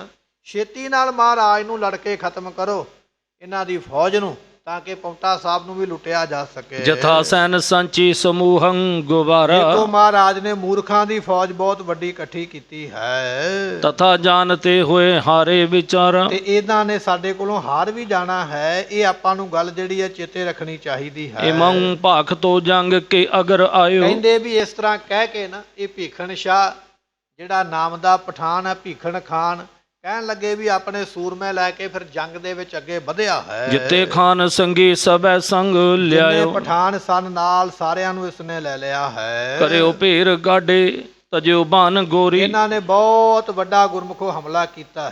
ਆਪਣੇ ਆ ਮਿਆਨ ਦੇ ਵਿੱਚੋਂ ਬੜੀਆਂ ਭਿਆਨਕ ਉਸ ਵੇਲੇ ਇਹਨਾਂ ਨੇ ਤੀਰ ਚਲਾਏ ਨੇ, ਬੰਦੂਕਾਂ ਵਿੱਚੋਂ ਬੜੀਆਂ ਭਾਰੀ ਭਰਕਮ ਗੋਲੀਆਂ ਚਲਾਈਆਂ ਉਸ ਵੇਲੇ। ਐਸਾ ਇਹਨਾਂ ਨੇ ਹੱਲਾ ਜਿਹੜਾ ਉਹ ਮਹਾਰਾਜ ਦੀ ਫੌਜ ਤੇ ਕੀਤਾ ਹੈ। ਹਯੰ ਫੇਰ ਕੇ ਧਾਏ ਸੰਗਰਾਮ ਤੇ ਠੌਰੀ। ਕਹਿਣ ਲੱਗੇ ਵੀ ਗੋਲੀ ਚਲਾ ਕੇ ਫਿਰ ਆਪਣੇ ਘੋੜਿਆਂ ਨੂੰ ਭਜਾ ਕੇ ਦੌੜ ਜਾਂਦੇ ਪਿੱਛੇ ਨੂੰ, ਦੁਬਾਰਾ ਫਿਰ ਆਪਣੀਆਂ ਬੰਦੂਕਾਂ ਤਿਆਰ ਕਰਕੇ ਉਹਨਾਂ ਵਿੱਚ ਗੋਲੀ ਸਿੱਕਾ ਭਰ ਕੇ, ਕਮਾਨ ਦੇ ਵਿੱਚ ਤੀਰ ਭਰ ਕੇ ਦੁਬਾਰਾ ਫਿਰ ਆਉਂਦੇ ਲੜਨ ਵਾਸਤੇ। ਦੂਜੀ ਵਾਰੀ ਫਿਰ ਆ ਕੇ ਉੱਪਰ ਹਮਲਾ ਕਰਦੇ ਹਨ। ਤਵੈ ਨੰਦ ਚੰਦੰ ਪ੍ਰਭੂ ਸੰਗ ਬੋਲਿਓ। ਉਸ ਵੇਲੇ ਭਾਈ ਨੰਦ ਚੰਦ ਜੋ ਗੁਰੂ ਘਰ ਦੇ ਦੀਵਾਨ ਨੇ, ਇਹਨਾਂ ਪਠਾਨਾਂ ਦਾ ਜੰਗ ਇਸ ਤਰ੍ਹਾਂ ਕਰਨ ਦਾ ਤਰੀਕਾ ਵੇਖ ਕੇ ਭਾਈ ਨੰਦ ਚੰਦ ਜੀ ਮਹਾਰਾਜ ਨੂੰ ਆਖਣ ਲੱਗੇ ਹਨ। ਦਲੰ ਖਾਨ ਢੂਲਿਓ। ਦਲੰ ਖਾਨ ਢੂਕਿਓ ਫਿਰਨ ਜੰਗ ਤੋਲਿਓ। ਮਹਾਰਾਜ ਇਹ ਇੱਕ ਖਾਨ ਦਾ ਨਾਮ ਹੈ, ਨਾਮ ਹੈ ਦਲੰਗ ਖਾਨ। ਇਹ ਦਲੰਗ ਖਾਨ ਮਹਾਰਾਜ ਖਾਨਾਂ ਦਾ ਦਲ ਜਿਹੜਾ ਉਹ ਜੰਗ ਦੇ ਵਿੱਚ ਆ ਕੇ ਪਹੁੰਚ ਗਿਆ। ਭਾਈ ਨੰਦ ਚੰਦ ਨੇ ਦੱਸਿਆ ਗੁਰੂ ਗੋਬਿੰਦ ਸਿੰਘ ਮਹਾਰਾਜ ਜੀਆਂ ਨੂੰ, ਸਤਿਗੁਰੂ ਜੀ ਇਹ ਪਠਾਨਾਂ ਦੀ ਬੜੀ ਵੱਡੀ ਫੌਜ ਜਿਹੜੀ ਆਪਾਂ ਨੂੰ ਛੱਡ ਕੇ ਗਈ ਸੀ ਘਰ ਦਾ ਬਹਾਨਾ ਲਾ ਕੇ ਕਿ ਸਾਡੇ ਘਰ ਵਿੱਚ ਵਿਆਹ ਨੇ, ਮਹਾਰਾਜ ਸਾਨੂੰ ਛੁੱਟੀ ਦੇ ਦਿਓ। ਸਾਡੇ ਕੋਲੋਂ ਛੁੱਟੀ ਲੈ ਕੇ ਤੇ ਦੁਸ਼ਮਣ ਨਾਲ ਰਲੇ। ਮਹਾਰਾਜ ਅੱਜ ਉਹ ਪਠਾਨ ਜੰਗ ਦੇ ਮੈਦਾਨ ਵਿੱਚ ਆ ਗਏ ਨੇ। ਇਹ ਭਾਈ ਨੰਦ ਚੰਦ ਜੀ ਮਹਾਰਾਜ ਨੂੰ ਦੱਸਦੇ ਪਏ ਇਤੇ ਆਪ ਭਾਖੋ ਰੁਕੇ ਜਾਏ ਆਗਾ। ਸਤਿਗੁਰੂ ਪਾਤਸ਼ਾਹ ਮਹਾਰਾਜ ਜੀ ਹੁਕਮ ਕਰੋ ਸਾਨੂੰ ਵੀ ਅਸੀਂ ਉਹਨਾਂ ਵਾਧੇ ਹੋਏ ਪਠਾਨਾਂ ਨੂੰ ਜਾ ਕੇ ਅੱਗੋਂ ਰੁਕਣਾ ਕਰੀਏ ਔਰ ਉਹਨਾਂ ਨਾਲ ਜਾ ਕੇ ਜੰਗ ਕਰਨਾ ਕਰੀਏ। ਹਤੋਂ ਖਾਨ ਦਰੋਹੀਨ ਕੋ ਦੋਸ਼ ਲਾਗਾ। ਇਹ ਜਿਹੜੇ ਖਾਨ ਪਠਾਨ ਨੇ ਇਹ ਦਰੋਹੀ ਨੇ, ਗੁਰੂ ਘਰ ਦੇ ਦਰੋਹੀ ਤਾਂ ਨੇ। ਇਹਨਾਂ ਨੇ ਪਹਿਲਾਂ ਨੌਕਰੀ ਗੁਰੂ ਗੋਬਿੰਦ ਸਿੰਘ ਮਹਾਰਾਜ ਕੋਲ ਕੀਤੀ ਹੈ। ਗੁਰੂ ਪਾਤਸ਼ਾਹ ਦੇ ਕੋਲੋਂ ਤਨਖਾਹਾਂ ਲੈਂਦੇ ਰਹੇ, ਗੁਰੂ ਘਰ ਦਾ ਨਮਕ ਖਾਂਦੇ ਰਹੇ। ਜਦੋਂ ਜੰਗ ਕਰਨ ਦਾ ਸਮਾਂ ਹੋਇਆ ਤੇ ਗੁਰੂ ਮਹਾਰਾਜ ਨੂੰ ਛੱਡ ਕੇ ਦੁਸ਼ਮਣ ਨਾਲ ਜਾ ਕੇ ਰਲ ਗਏ, ਤਾਂ ਇਹਨਾਂ ਨੂੰ ਦਰੋਹੀ ਆਖਿਆ ਜਾਂਦਾ, ਧੋਖਾ ਕਰਨ ਵਾਲੇ। ਮਹਾਰਾਜ ਹੁਕਮ ਕਰੋ ਇਹਨਾਂ ਧੋਖਾ ਕਰਨ ਵਾਲੇ ਪਠਾਨਾਂ ਨੂੰ ਜੰਗ ਦੇ ਵਿੱਚ ਪਹਿਲਾਂ ਮਾਰਨਾ ਕਰੀਏ। ਖਰੇ ਆਪ ਦੇਖੋ ਪ੍ਰਭੂ ਜੀ ਤਮਾਸ਼ਾ। ਭਾਈ ਨੰਦ ਚੰਦ ਕਹਿ ਰਹੇ ਮਹਾਰਾਜ ਤੁਹਾਨੂੰ ਇਹ ਕੁਝ ਕਰਨ ਦੀ ਲੋੜ ਨਹੀਂ ਹੈ। ਆਪ ਜੀ ਕੇਵਲ ਇੱਥੇ ਬੈਠ ਕੇ ਜਾਂ ਖੜ ਕੇ ਵੇਖੋ ਤਮਾਸ਼ਾ ਹੁੰਦਾ ਵੀ ਕਿਵੇਂ ਹੋ ਰਿਹਾ, ਇਹ ਪਠਾਨ ਕਿਵੇਂ ਜੰਗ ਲੜਦੇ, ਅਸੀਂ ਉਹਨਾਂ ਦਾ ਕਿਵੇਂ ਜਵਾਬ ਦੇਵਾਂਗੇ। ਇਹ ਪਾਤਸ਼ਾਹ ਜੀ ਤੁਸੀਂ ਵੇਖੋ ਇੱਥੇ ਖੜ ਕੇ, ਅਸੀਂ ਆਪ ਜੀ ਨੂੰ ਜੰਗ ਕਰਕੇ ਦਿਖਾਉਂਦੇ ਹਾਂ। ਛੁੱਟੇ ਤੀਰ ਗੋਰੀ ਰੇਪੂ ਬ੍ਰਿੰਦ ਨਾਸ਼ਾ। ਸਤਿਗੁਰੂ ਪਾਤਸ਼ਾਹ ਜੀ ਅਸੀਂ ਇਹੋ ਜਿਹਾ ਤੀਰ ਚਲਾਵਾਂਗੇ ਕਮਾਨ ਦੇ ਵਿੱਚੋਂ, ਇਹੋ ਜਿਹੀਆਂ ਗੋਲੀਆਂ ਚਲਾਵਾਂਗੇ ਬੰਦੂਕ ਦੇ ਵਿੱਚੋਂ ਕਿ ਦੁਸ਼ਮਣ ਜਿਹੜੇ ਨੇ ਦੜਾ ਦੜ ਕਰਦੇ ਧਰਤੀ ਦੇ ਉੱਪਰ ਡਿੱਗਦੇ ਹੋਏ ਦਿਖਾਈ ਦੇਣਗੇ। ਐਸਾ ਭਿਆਨਕ ਜੰਗ ਕਰਨਾ ਔਰ ਇਹਨਾਂ ਮੁਗਲਾਂ ਪਠਾਨਾਂ ਨੂੰ ਅਸੀਂ ਨਾਸ ਕਰ ਦੇਣਾ।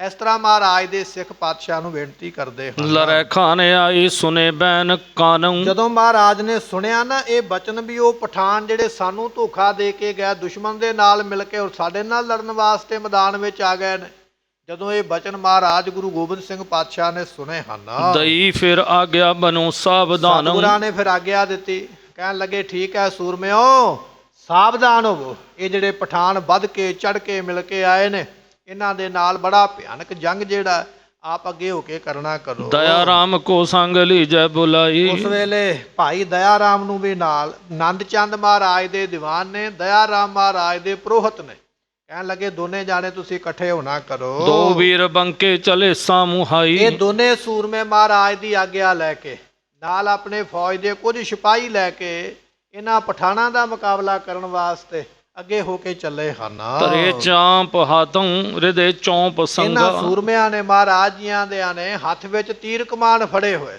ਉਹਨਾਂ ਕਮਾਨਾਂ ਦੇ ਵਿੱਚ ਤੀਰ ਜੜੇ ਹੋਏ ਨੇ। ਬੜਾ ਮਨ ਦੇ ਵਿੱਚ ਚਾਅ ਹੈ ਵੀ ਸਤਿਗੁਰਾਂ ਨੇ ਸਾਨੂੰ ਆਗਿਆ ਦਿੱਤੀ ਹੈ ਜੰਗ ਲੜਨ ਵਾਸਤੇ। ਬੜੇ ਚਾਅ ਦੇ ਨਾਲ, ਬੜੀ ਨਿਰਭੈਤਾ ਨਾਲ, ਬੜੀ ਦਲੇਰੀ ਦੇ ਨਾਲ।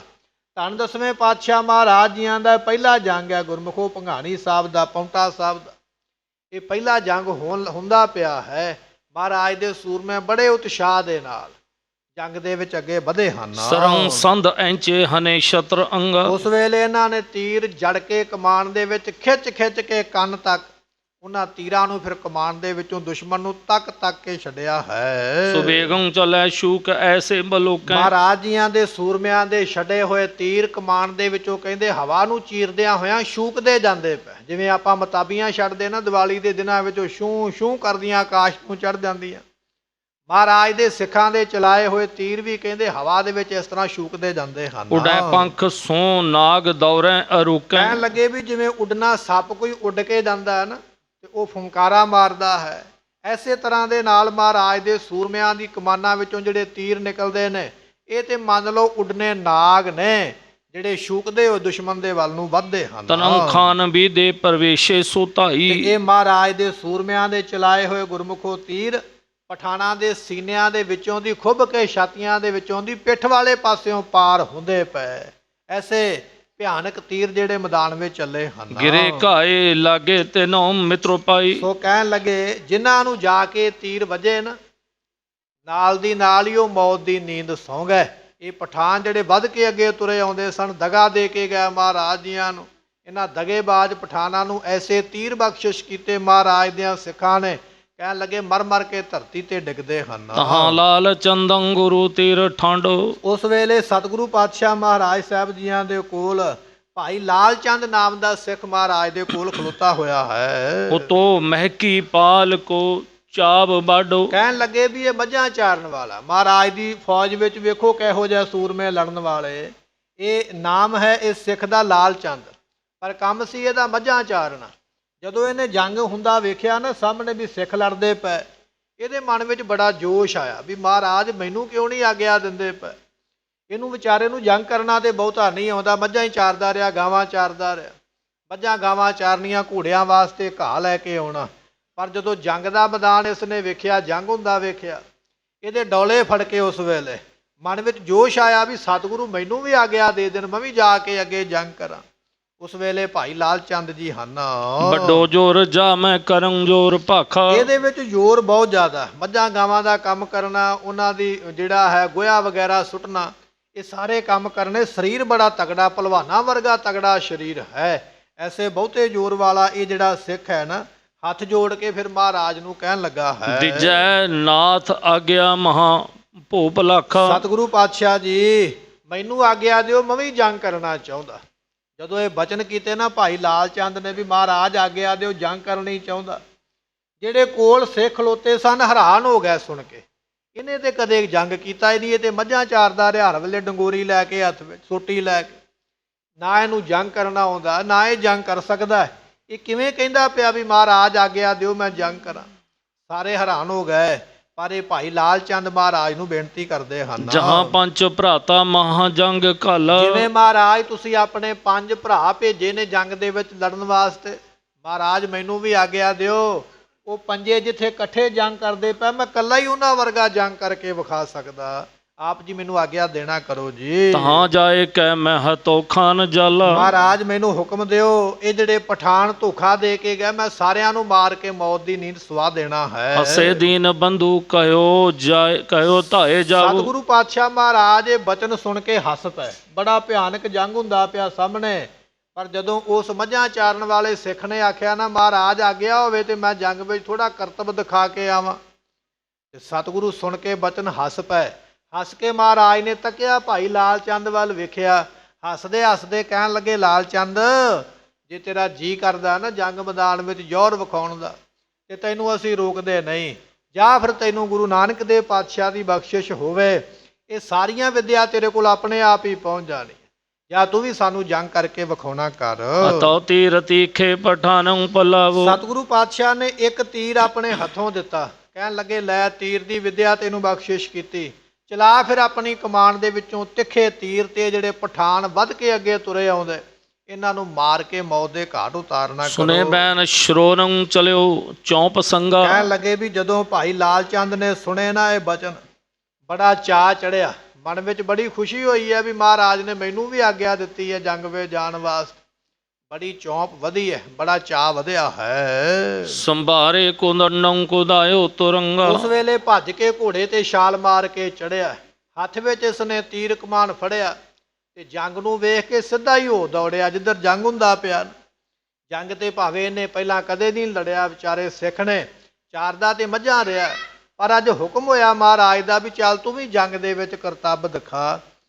ਸਤਿਗੁਰਾਂ ਦੀ ਆਗਿਆ ਪਾ ਕੇ, ਹੁਕਮ ਪਾ ਕੇ ਇਹ ਨਾਮ ਸਿੱਖਦਾ ਹੈ ਭਾਈ ਲਾਲ ਚੰਦ। ਕਹਿਣ ਲੱਗੇ, ਚੜ੍ਹ ਗਿਆ ਘੋੜੇ ਦੇ ਉੱਪਰ ਤੀਰ ਕਮਾਨ ਲੈ ਕੇ, ਤੇ ਜੰਗ ਨੂੰ ਦੌੜਿਆ ਜਾ ਰਿਹਾ ਬੜੇ ਉਤਸ਼ਾਹ ਦੇ ਨਾਲ। ਗੁਰਮੁਖੋ, ਇਹ ਮਹਾਰਾਜ ਜੀਆਂ ਦਾ ਸਿੱਖ ਮੱਝਾਂ ਚਾਰਨ ਵਾਲਾ, ਇਹ ਕਿਵੇਂ ਜੰਗ ਕਰਕੇ ਵਿਖਾਵੇਗਾ। ਵੱਡੇ ਵੱਡੇ ਮਾਨੀ ਜਿਹੜੇ ਪਠਾਨ ਨੇ ਮਾਰ ਮਾਰ ਕੇ ਕਿਵੇਂ ਮੌਤ ਦੇ ਘਾਟ ਉਤਾਰੇਗਾ ਉਹਨਾਂ ਨੂੰ। ਇਤਿਹਾਸ ਬਚਨ ਆਪਾਂ ਅੱਗੇ ਅਗਲੀ ਲੜੀਵਾਰ ਕਥਾ ਵਿੱਚ ਸਰਵਣ ਕਰਾਂਗੇ। ਗੁਰਮੁਖੋ, ਇਹ ਜਿਹੜੇ ਦਿਨ ਨੇ ਮਹਾਰਾਜ ਸਾਹਿਬ ਜੀਆਂ ਦੇ, ਅੱਜ ਦਾ ਜਿਹੜਾ ਸਾਨੂੰ ਦਿਨ ਪ੍ਰਾਪਤ ਹੋ ਰਿਹਾ ਹੈ, ਇਹ ਭਾਈ ਸਾਹਿਬ ਭਾਈ ਸੰਗਤ ਸਿੰਘ ਜੀ ਮਹਾਰਾਜ ਜੀਆਂ ਦੇ ਸਿੱਖ, ਇਹ ਉਹਨਾਂ ਦੀ ਅੱਜ ਸ਼ਹੀਦੀ ਦਾ ਦਿਹਾੜਾ ਹੈ।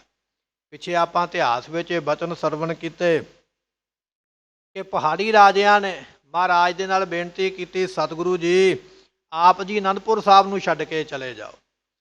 ਅਨੰਦਪੁਰ ਸਾਹਿਬ ਨੂੰ ਛੱਡਣਾ ਕੇਵਲ ਇਸ ਵਾਸਤੇ ਆ ਵੀ ਸਾਡੀ ਦੁਨੀਆ ਵਿੱਚ ਮਾੜੀ ਮੋਟੀ ਨੱਕ ਰਹਿ ਜਾਵੇ, ਇੱਜ਼ਤ ਰਹਿ ਜਾਵੇ।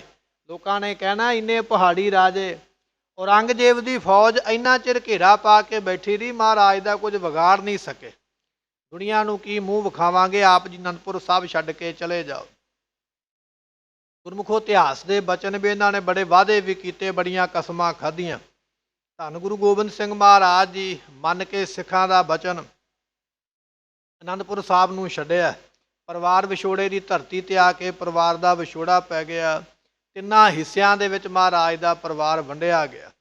ਵੱਡੇ ਸਾਹਿਬਜ਼ਾਦੇ ਮਹਾਰਾਜ ਸਾਹਿਬ ਜੀਆਂ ਦੇ ਨਾਲ ਤੇ ਸਤਿਗੁਰੂ ਜੀ ਚਮਕੌਰ ਦੀ ਧਰਤੀ ਨੂੰ ਹੋ ਤੁਰੇ।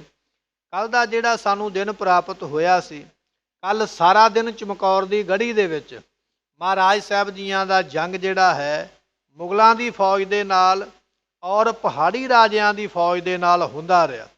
ਮਹਾਰਾਜ ਸਾਹਿਬ ਜੀਆਂ ਦੇ ਸੂਰਮੇ ਪੰਜਾਂ ਪੰਜਾਂ ਦਾ ਜਥਾ ਬਣਾ ਕੇ, ਸੱਤਾਂ ਸੱਤਾਂ ਦਾ ਜਥਾ ਬਣਾ ਕੇ ਗੜ੍ਹੀ ਦਾ ਦਰਵਾਜ਼ਾ ਖੁੱਲ੍ਹਦਾ।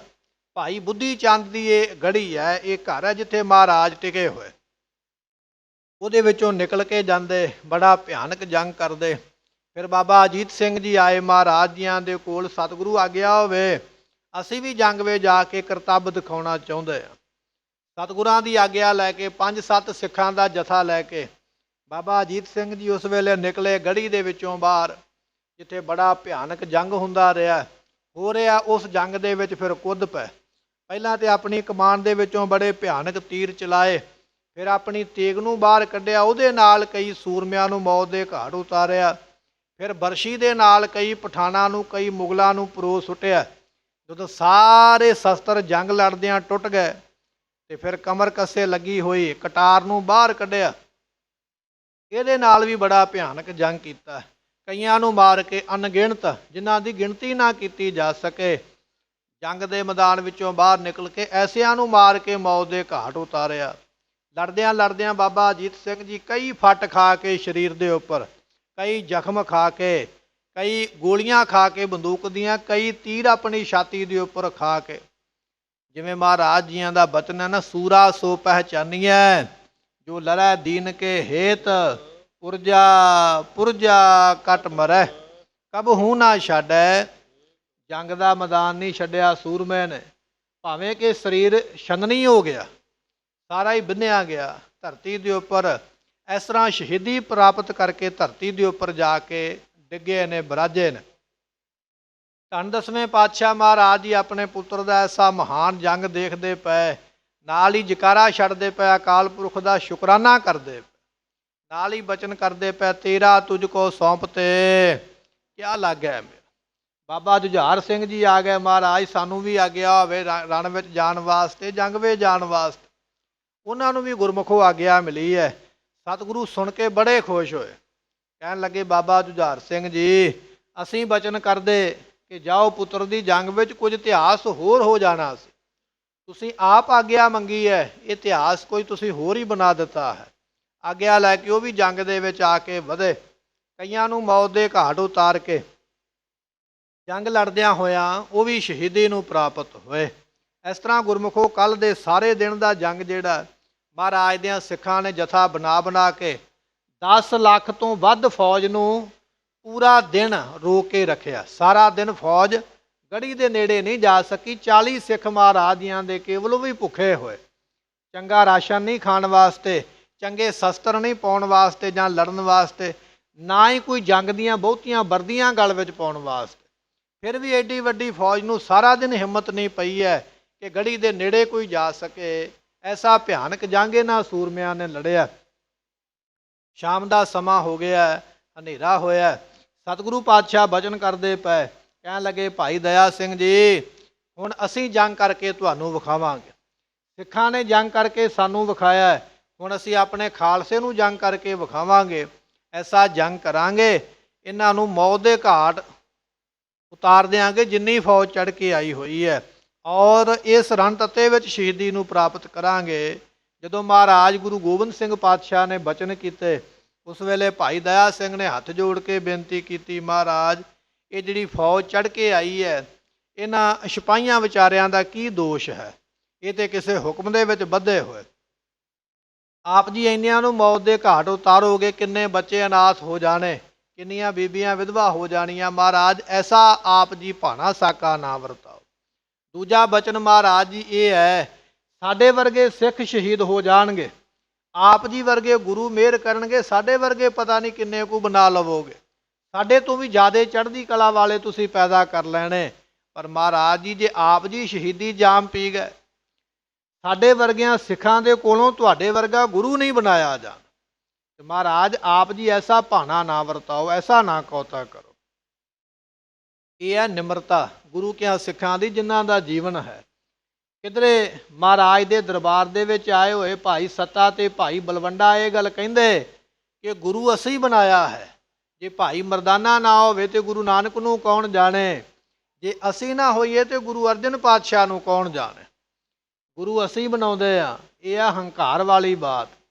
ਪਰ ਭਾਈ ਦਇਆ ਸਿੰਘ ਬਚਨ ਕਰਦੇ ਪਏ, ਮਹਾਰਾਜ ਆਪ ਜੀ ਵਰਗਾ ਗੁਰੂ ਸਾਡੇ ਵਰਗੇ ਕਈ ਬਣਾ ਸਕਦਾ ਹੈ, ਪਰ ਸਾਡੇ ਵਰਗੇ ਸਿੱਖ ਆਪ ਜੀ ਵਰਗਾ ਗੁਰੂ ਨਹੀਂ ਬਣਾ ਸਕਦੇ। ਇਸ ਕਰਕੇ ਬੇਨਤੀ ਆਪ ਜੀ ਨੂੰ ਵੀ ਆਪ ਜੀ ਇਹ ਜਿਹੜਾ ਹੈ ਕੌਤਕ ਨਾ ਵਰਤਾਓ। ਸਤਿਗੁਰੂ ਪਾਤਸ਼ਾਹ ਕਹਿਣ ਲੱਗੇ, ਭਾਈ ਦਇਆ ਸਿੰਘ ਸਾਡਾ ਮਨ ਕਰਦਾ ਹੈ ਵੀ ਅਸੀਂ ਜੰਗ ਨੂੰ ਲੜਨਾ ਕਰੀਏ ਜ਼ਰੂਰ, ਸਾਡੇ ਵਿੱਚ ਬੜਾ ਉਤਸ਼ਾਹ ਹੈ, ਬੜਾ ਜੋਸ਼ ਹੈ ਮਨ ਦੇ ਵਿੱਚ ਜੰਗ ਲੜਨ ਦਾ। ਉਸ ਵੇਲੇ ਭਾਈ ਦਇਆ ਸਿੰਘ ਜੀਆਂ ਨੇ ਜਾਣ ਕੇ 5 ਸਿੱਖਾਂ ਨੂੰ ਬੁਲਾ ਕੇ ਗੁਰਮਤਾ ਕੀਤਾ। ਸਤਿਗੁਰੂ ਜੀ ਭਾਣਾ ਵਰਤਾਉਣਾ ਚਾਹੁੰਦੇ, ਆਪਾਂ ਮਹਾਰਾਜ ਜੀਆਂ ਨੂੰ ਬੇਨਤੀ ਕਰੀਏ ਖਾਲਸੇ ਦੇ ਰੂਪ ਦੇ ਵਿੱਚ ਕਿ ਸਤਿਗੁਰੂ ਪਾਤਸ਼ਾਹ ਜੀ ਇੱਥੇ ਜੰਗ ਨਾ ਕਰਨ। ਉਸ ਵੇਲੇ 5 ਸਿੱਖ ਇਕੱਠੇ ਹੋ ਕੇ ਮਹਾਰਾਜ ਸਾਹਿਬ ਜੀ ਜਿੱਥੇ ਖੜੇ ਨੇ ਬਰਾਜੇ ਸਨ ਉੱਥੇ ਪਹੁੰਚੇ। ਸਤਿਗੁਰਾਂ ਨੇ ਵੇਖਿਆ ਇਹ 5 ਸਿੱਖ ਮਹਾਰਾਜ ਦਾ ਰੂਪ, ਅਕਾਲ ਪੁਰਖ ਦਾ ਰੂਪ ਨੇ, ਸਾਡਾ ਖਾਲਸਾ। ਸਤਿਗੁਰੂ 5 ਸਿੱਖਾਂ ਨੂੰ ਆਉਂਦਿਆਂ ਵੇਖ ਕੇ ਖੜੇ ਹੋਏ। ਉਸ ਵੇਲੇ ਬੇਨਤੀ ਕੀਤੀ, ਮਹਾਰਾਜ ਸਾਹਿਬ ਜੀ ਕਹਿਣ ਲੱਗੇ, ਖਾਲਸਾ ਜੀ ਕੀ ਹੁਕਮ ਆਇਆ ਸਾਡੇ ਵਾਸਤੇ, ਆਪ ਜੀ ਇਕੱਠੇ ਹੋ ਕੇ ਆਏ ਹੋ। ਤੇ ਖਾਲਸੇ ਨੇ ਹੁਕਮ ਲਾਇਆ, ਕਹਿਣ ਲੱਗੇ, ਮਹਾਰਾਜ ਆਪ ਜੀ ਦਾ ਸਾਨੂੰ ਬਚਨ ਸੀ ਵੀ 5 ਸਿੱਖ ਜਿਹੜਾ ਬਚਨ ਕਰਨਗੇ ਉਹ ਆਪ ਜੀ ਸਿਰ ਮੱਥੇ ਮੰਨੋਗੇ। ਤੇ ਮਹਾਰਾਜ ਉਹ ਬਚਨ ਅੱਜ ਇੱਥੇ ਇਹ ਆ ਗਿਆ ਕਿ ਇਹਨਾਂ 5 ਸਿੱਖਾਂ ਦੇ ਵੱਲੋਂ, ਜਾਂ ਕਹਿ ਲਈਏ ਪੂਰੇ ਖਾਲਸਾ ਪੰਥ ਵੱਲੋਂ ਤੁਹਾਨੂੰ ਹੁਕਮ ਆ ਗਿਆ, ਆਪ ਜੀ ਨੂੰ ਇਹ ਗੜੀ ਛੱਡ ਕੇ ਜਾਣਾ ਪਵੇਗਾ, ਛੱਡ ਕੇ ਚਲੇ ਜਾਓ, ਇਹਨਾਂ ਬਚਨਾਂ ਨੂੰ ਮੰਨ ਲਵੋ। ਜਦੋਂ ਗੁਰੂ ਖਾਲਸੇ ਨੇ ਐਸੇ ਬਚਨ ਕੀਤੇ, ਧੰਨ 10ਵੇਂ ਪਾਤਸ਼ਾਹ ਮਹਾਰਾਜ ਜੀ ਉਸ ਵੇਲੇ ਹੱਥ ਜੋੜ ਕੇ ਕਹਿਣ ਲੱਗੇ, ਖਾਲਸਾ ਜੀ ਮਨ ਦੇ ਵਿੱਚ ਚਾਅ ਤੇ ਬੜਾ ਸੀ ਜੰਗ ਕਰਨ ਦਾ, ਉਤਸ਼ਾਹ ਵੀ ਬੜਾ ਜੰਗ ਕਰਨ ਦਾ, ਪਰ ਅਸੀਂ ਖਾਲਸੇ ਦਾ ਬਚਨ ਮੋੜ ਨਹੀਂ ਸਕਦੇ। ਜੇ ਤੁਸੀਂ ਹੁਕਮ ਕੀਤਾ ਤੇ ਅਸੀਂ ਮੰਨਾਂਗੇ। ਕਿਉਂਕਿ ਬਚਨ ਨੇ ਨਾ ਮਹਾਰਾਜ ਜੀਆਂ ਦੇ, ਵਾਹ ਵਾਹ ਗੋਬਿੰਦ ਸਿੰਘ ਆਪੇ ਗੁਰ ਚੇਲਾ। ਗੁਰੂ ਵੀ ਆਪ ਹੋ ਕੇ ਅੰਮ੍ਰਿਤ ਦੀ ਦਾਤ ਦਿੰਦੇ ਪਏ ਅਤੇ ਖਾਲਸੇ ਦੇ ਸੇਵਕ ਬਣ ਕੇ ਅੰਮ੍ਰਿਤ ਦੀ ਦਾਤ ਆਪ ਲੈਂਦੇ ਵੀ ਪਏ। ਐਸੇ ਗੁਰੂ ਪਾਤਸ਼ਾਹ ਮਹਾਰਾਜ ਜੀਆਂ ਨੇ ਖਾਲਸੇ ਦਾ ਬਚਨ ਸੁਣਿਆ, ਕਹਿਣ ਲੱਗੇ ਖਾਲਸਾ ਜੀ ਤੁਹਾਡਾ ਬਚਨ ਮੰਨ ਲਿਆ, ਅਸੀਂ ਜੰਗ ਨਹੀਂ ਕਰਦੇ, ਇਸ ਗੜੀ ਵਿੱਚੋਂ ਜਾਣ ਵਾਸਤੇ ਵੀ ਤਿਆਰ ਹੋ ਜਾਂਦੇ, ਪਰ ਬਚਨ ਇਹ ਆ ਵੀ ਅਸੀਂ ਚੁੱਪ ਕਰਕੇ ਨਹੀਂ ਜਾਵਾਂਗੇ। ਜਿੱਥੇ ਅਸੀਂ ਖਾਲਸੇ ਦਾ ਬਚਨ ਮੰਨਿਆ, ਖਾਲਸਾ ਸਾਡਾ ਵੀ ਬਚਨ ਮੰਨੇ ਕਿ ਅਸੀਂ ਚੁੱਪ ਕਰਕੇ ਹੀ ਨਹੀਂ ਜਾਣਾ ਚਾਹੁੰਦੇ। ਕੋਈ ਇਹ ਨਾ ਕਵੇ ਵੀ 10ਵਾਂ ਗੁਰੂ ਚੁੱਪ ਕਰਕੇ ਜੰਗ ਮੈਦਾਨ ਵਿੱਚੋਂ ਫਰਾਰ ਹੋ ਗਿਆ। ਮਹਾਰਾਜ ਫਿਰ ਉਹਦੇ ਵਾਸਤੇ ਕੀ ਕਰਨਾ ਹੈ? ਸਤਿਗੁਰੂ ਪਾਤਸ਼ਾਹ ਕਹਿਣ ਲੱਗੇ ਅਸੀਂ ਦੁਸ਼ਮਣ ਨੂੰ ਵੰਗਾਰ ਕੇ ਜਾਣਾ ਚਾਹੁੰਦੇ, ਦੱਸ ਕੇ ਜਾਣਾ ਚਾਹੁੰਦੇ। ਖਾਲਸੇ ਨੇ ਬਚਨ ਮੰਨਿਆ, ਕਹਿਣ ਲੱਗੇ ਮਹਾਰਾਜ ਜਿਵੇਂ ਮਰਜ਼ੀ ਕਰੋ, ਪਰ ਬੇਨਤੀ ਹੈ ਵੀ ਤੁਸੀਂ ਚਲੇ ਜਾਓ, ਤੁਹਾਡੀਆਂ ਸਾਰੀਆਂ ਸ਼ਰਤਾਂ ਸਾਨੂੰ ਮਨਜ਼ੂਰ ਨੇ। ਕਹਿਣ ਲੱਗੇ ਠੀਕ ਹੈ। ਇਹ ਬਚਨ ਸੁਣ ਕੇ ਮਹਾਰਾਜ ਜੀਆਂ ਨੇ ਉਹਨਾਂ ਸਿੱਖਾਂ ਦੇ ਵਿੱਚੋਂ ਭਾਈ ਸੰਗਤ ਸਿੰਘ ਮਹਾਰਾਜ ਦੇ ਕੋਲ ਖੜੇ ਹੋਏ। ਵਿਦਵਾਨਾਂ ਨੇ ਲਿਖਿਆ ਵੀ ਭਾਈ ਸੰਗਤ ਸਿੰਘ ਜੀਆਂ ਦਾ ਜਿਹੜਾ ਸਰੀਰ ਦਾ ਚਿਹਰਾ ਹੈ ਨਾ, ਮੋਹਰਾ, ਸਰੀਰ ਦੇ ਅੰਗ ਪ੍ਰਤੰਗ, ਬਨਾਵਟ ਜੋ ਵੀ ਹੈ, ਕੱਦ ਕਾਠ, ਬਿਲਕੁਲ ਗੁਰੂ ਗੋਬਿੰਦ ਸਿੰਘ ਮਹਾਰਾਜ ਵਰਗਾ ਹੀ ਹੈ। ਉਸੇ ਤਰ੍ਹਾਂ ਦੇ ਨੈਣ ਨਕਸ਼, ਉਸੇ ਤਰ੍ਹਾਂ ਦਾ ਕੱਦ ਕਾਠ, ਉਸੇ ਤਰ੍ਹਾਂ ਦਾ ਰੰਗ ਰੂਪ। ਦੁਸ਼ਮਣ ਨੂੰ ਭੁਲੇਖਾ ਪਾਉਣ ਵਾਸਤੇ ਔਰ ਖਾਲਸੇ ਨੂੰ ਤਾਜਪੋਸ਼ੀ ਕਰਨ ਵਾਸਤੇ, ਆਪਣਾ ਰੂਪ ਦੇਣ ਵਾਸਤੇ ਮਹਾਰਾਜ ਜੀਆਂ ਨੇ ਭਾਈ ਸੰਗਤ ਸਿੰਘ ਨੂੰ ਕੋਲ ਬੁਲਾ ਕੇ, ਨਾਲ ਹੋਰ ਸਿੱਖਾਂ ਨੂੰ ਖੜੇ ਕਰਕੇ, 5 ਸਿੱਖਾਂ ਨੂੰ ਇਕੱਠੇ ਕਰਕੇ, ਆਪਣੇ ਜਿਹੜੇ ਬਸਤਰ ਸਨ ਮਹਾਰਾਜ ਜੀਆਂ ਨੇ ਆਪਣੇ ਸਰੀਰ ਤੇ ਪਹਿਨੇ ਹੋਏ, ਉਹ ਸਾਰੇ ਦੇ ਸਾਰੇ ਭਾਈ ਸੰਗਤ ਸਿੰਘ ਨੂੰ ਪਹਿਨਾਏ।